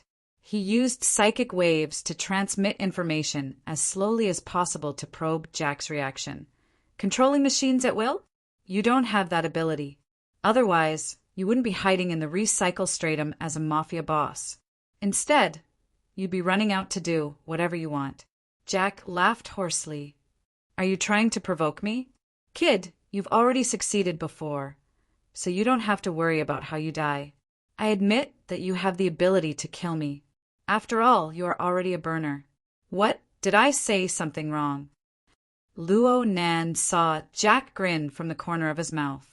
The sarcasm within was thick. Jack shrugged his shoulders. It's nothing. People always have the right to be ignorant. I don't have the obligation to correct them. Kid, there's no need to probe anymore. Call your pet. I'll give you a more satisfying death. Luo Nan would be stupid to listen to Jack's words. But Jack's sarcastic smile and tone were quite interesting. It was a kind of aloof superiority. The people he spoke of didn't seem to be specifically referring to Luo Nan. Instead, it was an unbridled map cannon. It was brimming with the flavor of everyone in the world is drunk, but I am the only sober one. Luo Nan remembered that a considerable portion of Jack's high-level mental activity originated from the data template of the nucleus. In a certain sense, Jack was more real than any normal person. Then, where did this sense of superiority come from? Luo Nan sized up Jack once more. The information he obtained from the mafia members showed that this savage and cruel fellow had become the mafia leader of this region in just a span of 2 to 3 years. He started off as a fighting instructor. He used the bloody 70% elimination rule to rapidly become an important figure in the fighting arena. Then he became a referee, a host, a partner, and finally became the chief spokesperson of the fighting arena's mafia power. His abilities overflowed as a mafia leader. But this didn't mean that he was the same in other areas. Then, it's the metal beetle, right? Luo Nan suddenly spoke up and went straight to the point. Jack was a bit startled, then he laughed. Are you still going to be angry, young man? Luo Nan ignored Jack's interference. His thoughts were so certain that everything that happened within Jack's body was exposed to the prying eyes of the human-faced arachnid. Yen, Yongbo used it to control our jeep, and then you came over to deal with it. But you're clearly more interested in the metal beetle itself. Oh, the metal beetle is too unprofessional. You call it the dynamo core? The deep sea type 4 dynamo core. It's a mystical device that allows ordinary altered humans to possess abilities similar to a burner. Jack was silent for a moment. The dark, red electronic eyes that had been searching for the human-faced arachnid turned back to stare at the blurry figure of Luo Nan's soul body. You're trying to display your own intelligence? But we don't recruit new people here. The intensity of the deep CEM field continued to increase as Jack spoke. Luo Nan's soul body felt even worse. From Luo Nan's perspective, the most important thing to do right now was to break free from Jack's control as quickly as possible and flee far away. However, the spiritual light gushing out from his mind interweaved into sections of thought. Under the pressure of the outside world, he pieced them together and advanced layer by layer. He was unwilling to interrupt this process. The dynamo core is very precious to you, so Yen Yongbo will use it to pay you. But looking at the model number, this should be a product that has already been put into production. At the very least, it's a trial production series of products. The only ones who possess this kind of manufacturing ability and are closely related to the burner are Quantum Corporation and their related powers. Luo Nan's brain power operated. It had certainly reached the pinnacle of his 15 years of life. He didn't directly converse with Jack.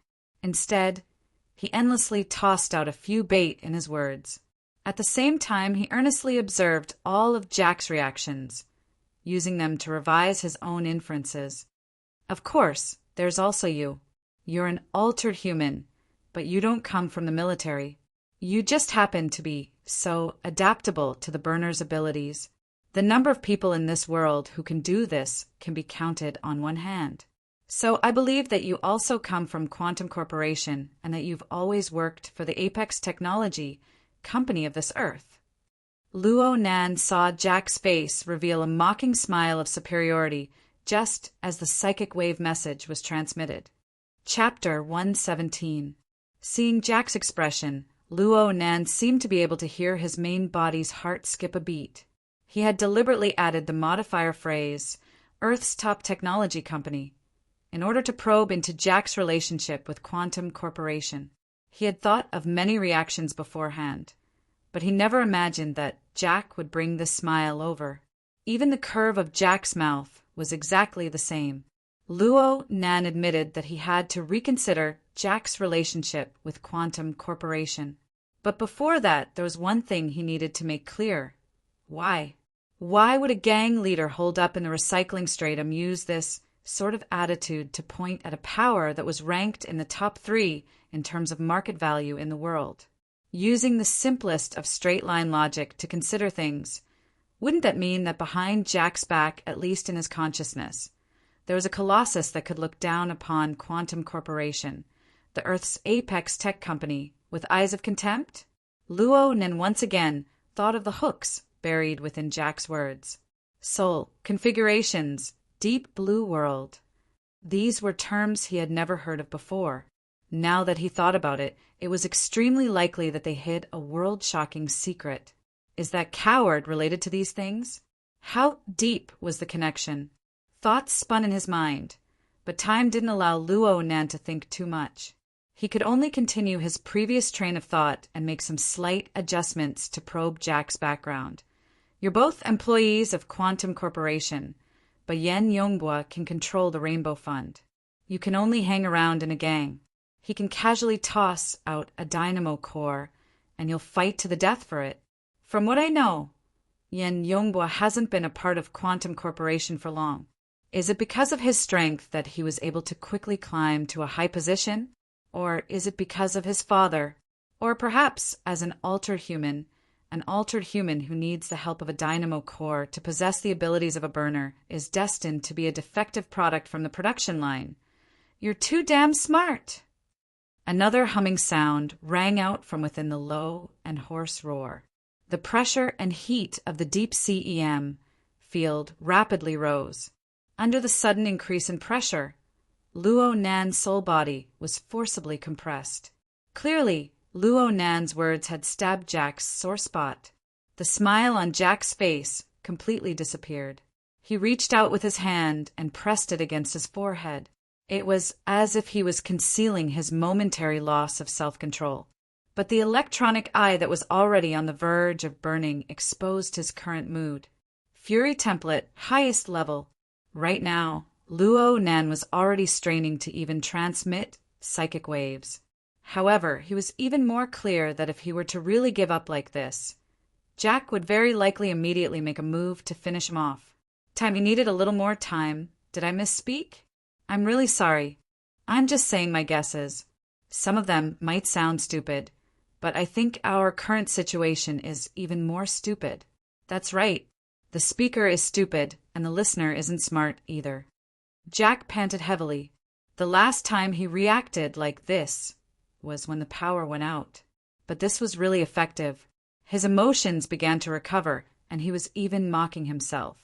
This level of control seemed to be something only a modified person who could switch their template at any time could achieve. Ronan noticed Jack's restraint. It was reasonable to say that this callous, altered human had many opportunities. He could erupt with a powerful format of fire and turn Luo Nan's soul body into ashes. But he never truly made a move other than that first strike. Compared to the ruthlessness and decisiveness he displayed before, the current Jack was a little too hesitant. This had nothing to do with intelligence or stupidity. It could only be considered from a more realistic level.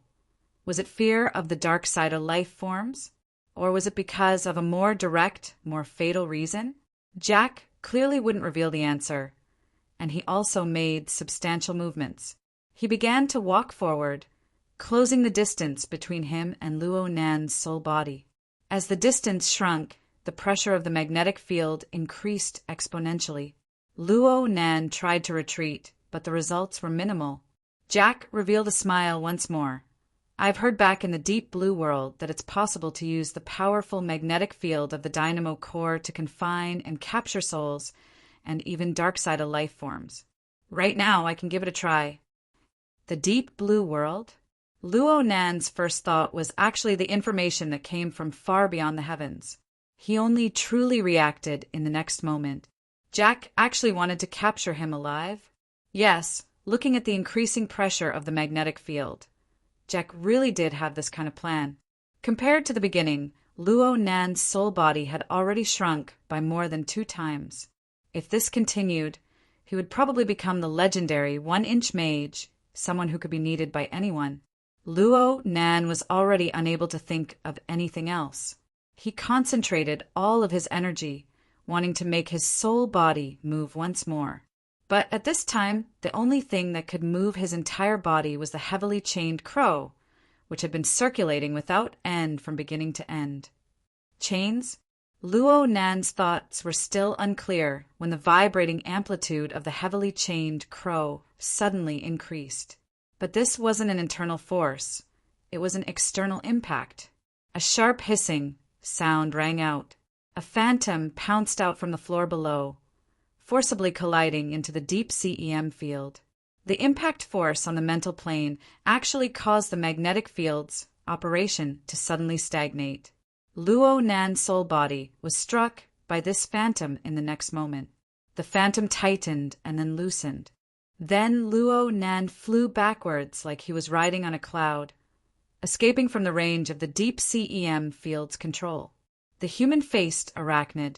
This malevolent monster had killed its way out when it was needed the most. Its body still carried the vapors of turbid currents of emotions. The heavy injuries from the format of fire could no longer be seen, at least on the surface. Success! Luo Nan's mind relaxed. He flipped over and stood on the back of the human-faced arachnid. He urged this monster, which had just drunk a blood potion, to fly towards the nearest outer wall of the building without turning his head. Jack's heavy and swift footsteps rang out behind him. He was still in pursuit, his speed rapidly increasing, and the large cubicle layout of this floor's office gave him ample space to accelerate. The deep CEM field followed Jack's pursuit, moving like a shadow behind Luo Nan and the human-faced arachnid. It was like a silent evil beast, staring fixedly at its prey, wanting to devour it as soon as possible. But in the end, it was useless. A distance of several dozen meters was far too short for a soul body. Luo Nan and the human-faced arachnid directly smashed through the outer wall of the building in the time of a single breath. They flashed again in the interweaving neon lights of the night sky, flying 1,000 meters into the air. Jack charged to the end of the building. His momentum hadn't dissipated yet, so he heavily smashed into the French window. The tempered glass, which was of considerable strength and toughness, exploded with spiderweb cracks in an instant. Unexpectedly, it didn't shatter, but the lightweight alloy that held the 4 sides in place was unable to withstand the impact. The entire French window was peeled off from the wall by Jack, falling rapidly to the ground. Jack used the momentum to dissipate his momentum. He stood at the edge of the empty building and pulled out a thick-barreled handgun. It should be the one that had shot out the military's special ammunition. The muzzle of the gun was aimed at the night sky, but in the end, Jack didn't fire in vain. He just stared coldly at the empty shadow in the night sky. Only after a long while did he turn around and leave. Chapter 118. Leave. Aren't you taking things too easy? Luo Nan stood in the night sky. He watched Jack hatefully leave through the crisscrossing light rail outside of the Deshang building. He let out a long sigh in his heart and laughed in spite of himself. There was a very interesting relationship between Luo Nan and Jack right now. Jack's deep CEM field possessed the ability to instantly heavily injure or even kill Luo Nan. but its effective range was limited. Luo Nan himself didn't have any methods to threaten Jack, but he had an extremely long range of perception with a radius of 500 meters. This meant that when Luo Nan pulled apart the distance between him and Jack, it would be nearly impossible for Jack to escape Luo Nan's tracking and locking onto him. Luo Nan cut a sorry figure within the deep CEM field. Now, Jack's movements would be just as distressed. Each and every one of Jack's movements would be exposed to Luo Nan's clairvoyance. Luo Nan patted the human-faced arachnid lightly, indicating for it to follow. The human-faced arachnid suddenly flew into the air. It swiftly plunged down from the night sky and crashed into the Deshang building once more. It passed through the wall as if it was nothing. The turbid smoke curled around its body, making it look demonic and bizarre. Luo Nan's mental senses locked onto Jack, who was over 20 floors away, a distance of 100 meters, centimeter precision, and several dozen floors. It was safe and meticulous at the same time, and Luo Nan could react in time. Jack was certainly able to sense Luo Nan's monitoring and locking onto him. He turned his head repeatedly along the way, accurately locking onto the direction of Luo Nan's soul body every time. But so what? He still couldn't do anything to Luo Nan. Luo Nan was much more relaxed this time. He stared at Jack's whereabouts as he sorted out the situation with the human-faced arachnid. Right now, Luo Nan's soul body was standing on the back of the human-faced arachnid. The sensation on the mental plane was very strange. Even though his nervous system was able to restore the sensation to the greatest degree, there were still some things that were impossible to translate. He could only understand them. Luo Nan came into contact with the human-faced arachnid. It was like he was standing on top of a cloud covered in burrs. There was nothing below him, but there was the scorching internal pressure and external tension acting at the same time, propping up the sensation on the mental plane. The so-called internal pressure and tension was just a rough feeling. The human-faced arachnid's foundation structure was actually hidden within. The current precision of Luo Nan's senses wasn't enough to pry into the mysteries within, but he could roughly sense that the foundation structure of the human-faced arachnid was actually a bit loose. The human-faced arachnid had collided head-on with Jack's format of fire when the human-faced arachnid had suffered heavy injuries. Most of its devil body had been melted away by the format of fire. Less than half of its body remained. But from the perspective of the human-faced arachnid, this sort of injury was serious but not fatal. It could consume a spiritual seed or its own kind to achieve rapid recovery and even increase in power. But Luo Nan instinctively rejected the first evil method. As for the second method, where would he find other human-faced arachnid clones in such a short time? Even if they found it, it was hard to say who would swallow who. Therefore, Luo Nan could only choose the stupidest path for him. Go drink water from the turbid flow of emotions. Drink until you're full. It didn't matter if the human-faced arachnid was happy or not. This was the only way for the human-faced arachnid to recover as soon as possible. Fortunately, the underground fighting arena at the bottom of the Deshang building was a dirty reservoir of negative emotions. Luo Nan gave the human-faced arachnid a death order. He would eat wherever he went, but he had to avoid Rue Win and Craig Burst. In a certain sense, his conversation with Jack was tantamount to buying time for the human-faced arachnid. Right now, Luo Nan's plan could be considered a success. The human-faced arachnid had recovered a bit of its vitality, saving Luo Nan from the most fatal danger. But from another perspective, the consequences of forcing the human-faced arachnid to drink dirty water were extremely serious. Even though the human-faced arachnid had suffered heavy injuries from the format of fire, its foundation was still quite solid. It was just weak due to excessive consumption. Now, this fellow appeared to have an imposing aura, but its foundation was quite unstable. It had dropped by more than one level from its peak, and it wasn't easy to make up for it. Luo Nan knew from this that the grade of food was extremely important to the human-faced arachnid. It absolutely could not touch the return grass, unless it was absolutely necessary. Speaking of which, were the people in the fighting arena still alive? Cragburst's voice came over, just as this thought flashed through his mind. Hello, hello. Hello, hello? Scout, did you get disconnected? Nope. From beginning to end, Luo Nan hadn't informed Cragburst that he had come alone to find Jack. On one hand, he didn't want to expose the existence of his soul body. On the other hand, he felt that Rui Win, who was in the fighting arena, needed Cragburst's attention. He had considered everything thoroughly, but he never thought that he would be faced with such a dangerous situation. It was reasonable to say that with the existence of the Hexaear, the communication between the two should have been unobstructed. The two had even spoken to each other before facing off against Jack head-on. But Cragburst didn't make a sound for a period of time. Now that Luo Nen thought about it, he found it very strange. Luo Nen thought about that dangerous situation. Perhaps Jack's deep-sea EM field had an interference effect. I saw that your crow was smacking its lips.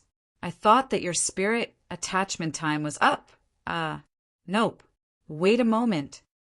Luo Nan controlled the human-faced arachnid to switch to a large angle. He arrived at the middle floor of the Dishang building.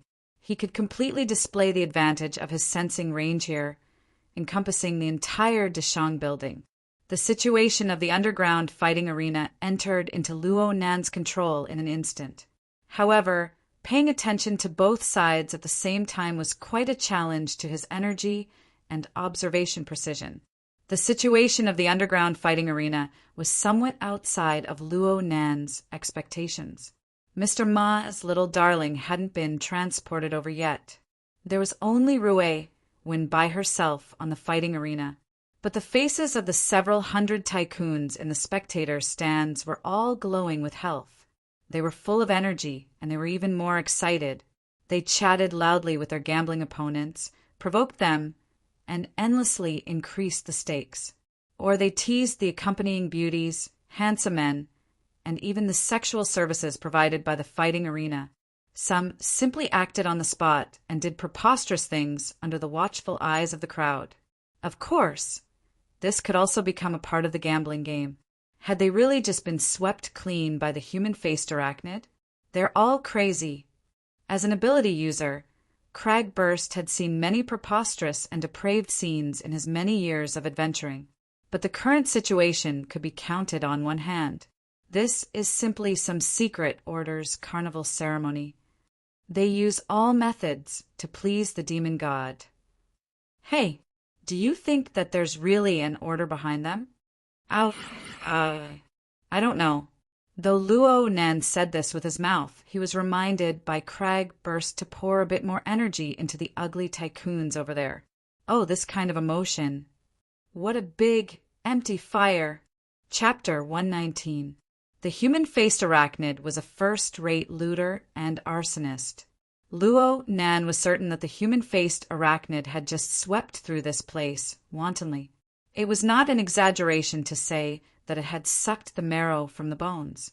But during this process, the human-faced arachnid displayed its outstanding looting techniques. It swallowed the negative emotions and the corresponding energy and vitality. It hollowed out the foundations of the vast majority of people here, leaving behind some floating soil and leaves. Then it lit the fire to its heart's content. The negative emotions that went out of control were the spark. The floating energy and vitality were the fuel to ignite the fire. There were many examples like this in reality. The weaker the body, the more uncontrollable the desire. The moment one lost control, the last bit of vitality within one's body would be completely squeezed out and burned away. Right now, the rich people in the stands, including their attendants and secretaries, and the large amount of related staff members of the fighting arena, had sunk into this situation. They were completely unaware of it. When Luo Nan saw through the crux of this, the situation of the fighting arena became completely different in his eyes. This wasn't a fighting arena at all. It was clearly a brazier that was about to burn dry. Or perhaps it was a deep mine that was filled with gas. It was the kind that had already been ignited. The enormous amount of negative emotions and the floating energy and vitality, formed a cloud of fire that was hard to see with the naked eye. It diffused out on the mental plane. If these people could sense their own souls, they would discover that the most terrifying feeling of suffocation had already descended upon their heads. Only an awakened, like Crag Burst, could feel the intense feeling of disharmony within. He felt an enormous rejection towards this environment. Why did it create this environment? Luo Nan was disinclined to think too much about the final fate of the rich people in the stands. Instead, he was quite curious about the human-faced arachnid's way of doing things. In any case, Jack wasn't doing anything special right now. Luo Nan patted the human-faced arachnid beneath him, indicating for it to give him a demonstration. Of course, the human-faced arachnid wouldn't refuse. It immediately flashed a few times and charged back into the fighting arena. Then it hid its demonic body deep within the cloud of fire. Its 6 heterochromatic demon eyes were half squinted and half opened. Its malevolent mouth opened wide and sucked in the cloud of fire. It then spat out the unstable, muddy flow of emotions from within its body, forming a stable exchange. Luo Nan completely understood. The human-faced arachnid couldn't disobey Luo Nan's orders, so it created an environment to kill poison for itself. It did its utmost to remove the components within the turbid flow of emotions that it was unwilling to absorb. Even though he didn't know how much the human-faced arachnid would improve after this, it was fine as long as the human-faced arachnid was happy. In essence, the fighting arena was no longer a place where the rich and powerful could seek excitement and wantonly seek pleasure. Instead, it was an enormous altar. All the rulers who believed themselves to be infallible had become livestock placed on the altar. They were slaughtered as the human-faced arachnid desired.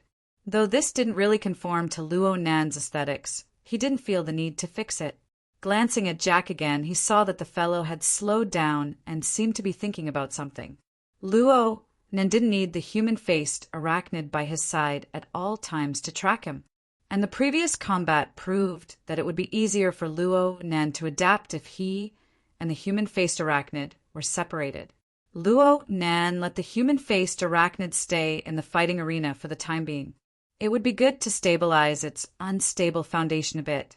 However, less than 10 seconds after he made this decision, an unforeseen event occurred.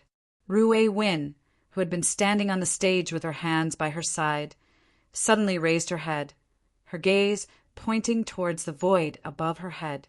That place was originally the position of the broadcast screen. Her image was displayed on the screen. Many people noticed this change, and soon they gave a reasonable explanation. Oh, the flat-chested witch is starting to get sentimental. Is she going to see her final whole image? Look, there won't be another chance in the future. A commotion that wasn't too big nor too small set off in the fighting arena. The exceptionally excited spectators cast their filthy and mocking words together with their irrepressible emotions towards the fighting stage. Rui Win didn't react to these stimulations at all. She just looked up in a daze. Was she looking at her own image? It wasn't like this. Luo Nan was certain that Rui Win's gaze seemed to be directed towards the broadcast screen. But in reality, the focus wasn't there at all. Instead, it was directed towards the human-faced arachnid. This was because the human-faced arachnid's 6 heterochromatic demon eyes suddenly opened in that instant, and they pointed towards Rui Win's position. The demonic body that had been idle within the flaming cloud suddenly tightened. Burning negative emotions and vital energy curled around its body, forming faintly discernible rings of fire. Luo Nan's command came in at this time. He was worried that the human-faced arachnid would actually take a bite out of Rui Win, the spiritual seed that it had coveted for a long time. He wanted the human-faced arachnid to retract its position. The human-faced arachnid did as it was told, but Rui Win's line of sight unexpectedly followed and moved without the slightest deviation. At this time, Crag Burst felt that something was wrong. Hey, what is she looking at? I don't know. Luo Nan's scalp went numb when he said this. If this scene was not an illusion, then Rui Wen seemed to be able to see the human-faced arachnid. Could she see the dark side of life form? Wen was an ability user? But why was there no sign before? Or had his ability just awakened? Was it the stimulation from the human-faced arachnid? A few questions popped up in his mind, but none of them could be answered. The human-faced arachnid growled in a low voice. This was the response to Luo Nan's command. Originally, only Luo Nan could hear it, but now Wen, the cold and silent young girl on the fighting stage, raised her head once more. Her gaze pointed to the sky above the fighting arena. Luo Nan would be at the end of the line of sight if it extended its line of sight to approximately 300 meters. Goodness gracious! Luo Nan clearly knew that Wen could not see him, but he was still shocked fiercely. He could not help but shift. Right when he was thinking about pondering over the girl's situation, he never expected that things would come and he would be overwhelmed. Jack ended his contemplation at this time, and his speed suddenly increased. This fellow returned to his training room in a short half a minute. He picked up the wristband he had discarded earlier and seemed to be communicating with the outside world. Luo Nan's energy needed to be completely focused over there. Before this, he gave the human-faced arachnid another command. He told it to stay far away from Wen, to stop distracting the girl's attention. After arranging everything, Luo Nan began to close the distance between him and Jack in order to increase the precision of his senses. But in the end, this was different from when he was facing his contact person. Unless Luo Nan didn't want his life anymore, it would be impossible for him to get close to Jack's side. And in this case, it was impossible to guarantee the precision of his senses. In the end, Luo Nan took the risk to advance to a distance of approximately 50 meters from Jack. He was able to feel the electrical waves radiating from the wristband, but he was only able to track it for a short distance before he had to give up. Jack's communication time was extremely short, and the direction of the transmission was clearly pointing outside of the Deshang building. The distance was so far that it far exceeded the limits of his senses. Maybe he was contacting Yan Yongbua? Luo Nan could only make blind guesses. And then, Jack entered the training room's changing room and changed his clothes. A white shirt, a black bow tie, and black trousers. These were the standard fighting referee attire. Then he shot a cold glance at Luo Nan's position, went straight out the door, and entered the high-speed elevator. He wanted to go to the fighting arena. That gaze was clearly a provocation. It was very clear that some matters in the fighting arena had been exposed. The possibility of it being the human-faced arachnid was very small. Then, Crag burst, "Jack's here." "Which one?" "Where?" Crag burst was stunned for a moment, but he quickly came back to his senses. He immediately looked for Luo Nan to confirm. Chapter 120. This was a rebellion. Luo Nan flew into a sudden rage. The heavily chained crow shook, forcefully pulling the human-faced arachnid back. The human-faced arachnid's body let out a hissing shriek as the fire cloud collapsed and dispersed. It was clear that it had suffered greatly. The human-faced arachnid's reaction was so miserable that it slightly dampened Luo Nan's anger. It seemed that his control over the human-faced arachnid hadn't lost its effectiveness. He thought about how this fellow had just saved his life, and his heart softened. Moreover, what was the use of being angry at this kind of person who had no intelligence and only acted on instinct? Luo Nan was baffled. The human-faced arachnid had always been obedient ever since it was bound by the heavily chained crow. It didn't do anything out of line with Wen before. Why did it suddenly go out of control? He needed to think carefully about the problems within.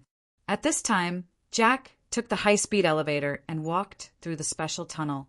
He had already arrived at the combat arena, but he did not directly show himself. Instead, he entered the VIP box and met with the contact person. He did not say anything useful for a while. Luo Nan concentrated his energy to consider the problem of the human-faced arachnid. Communicating with the human-faced arachnid that had no intelligence to speak of was a very strenuous matter. It wouldn't tell Luo Nan what it was thinking. Luo Nen could only rely on himself to search for the problematic link within the chaotic information. According to the flexible e-ink screen, his current analysis of the human-faced arachnid was 2%. In other words, 98% of the messages were garbled. Trying to find something comprehensible and useful from this garbled code was really, what is this?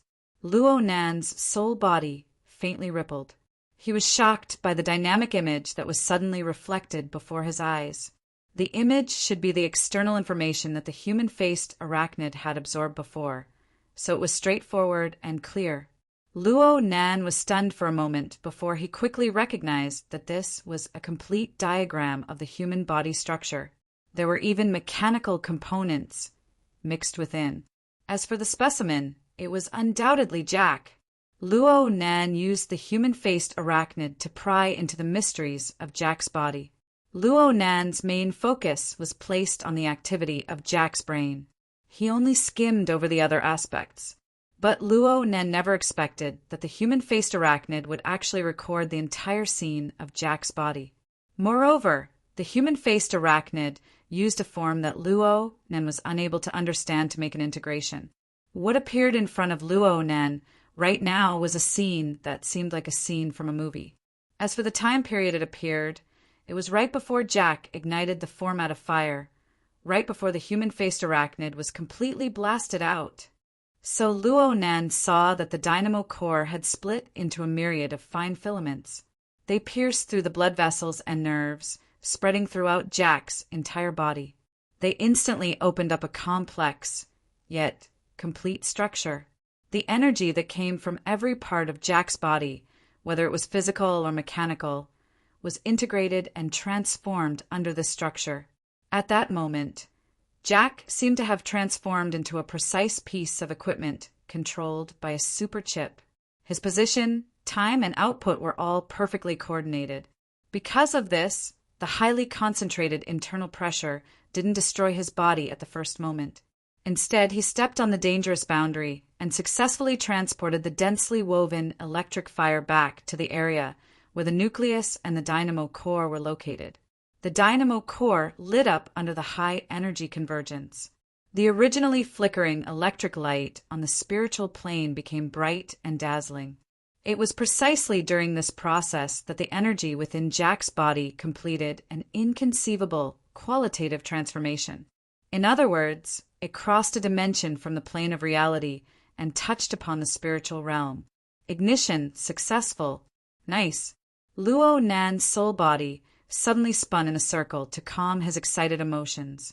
He didn't know how this ignition method was different from that of a normal burner, but this was the first time he had seen the entire ignition process of the format of fire, even if the true core steps weren't revealed.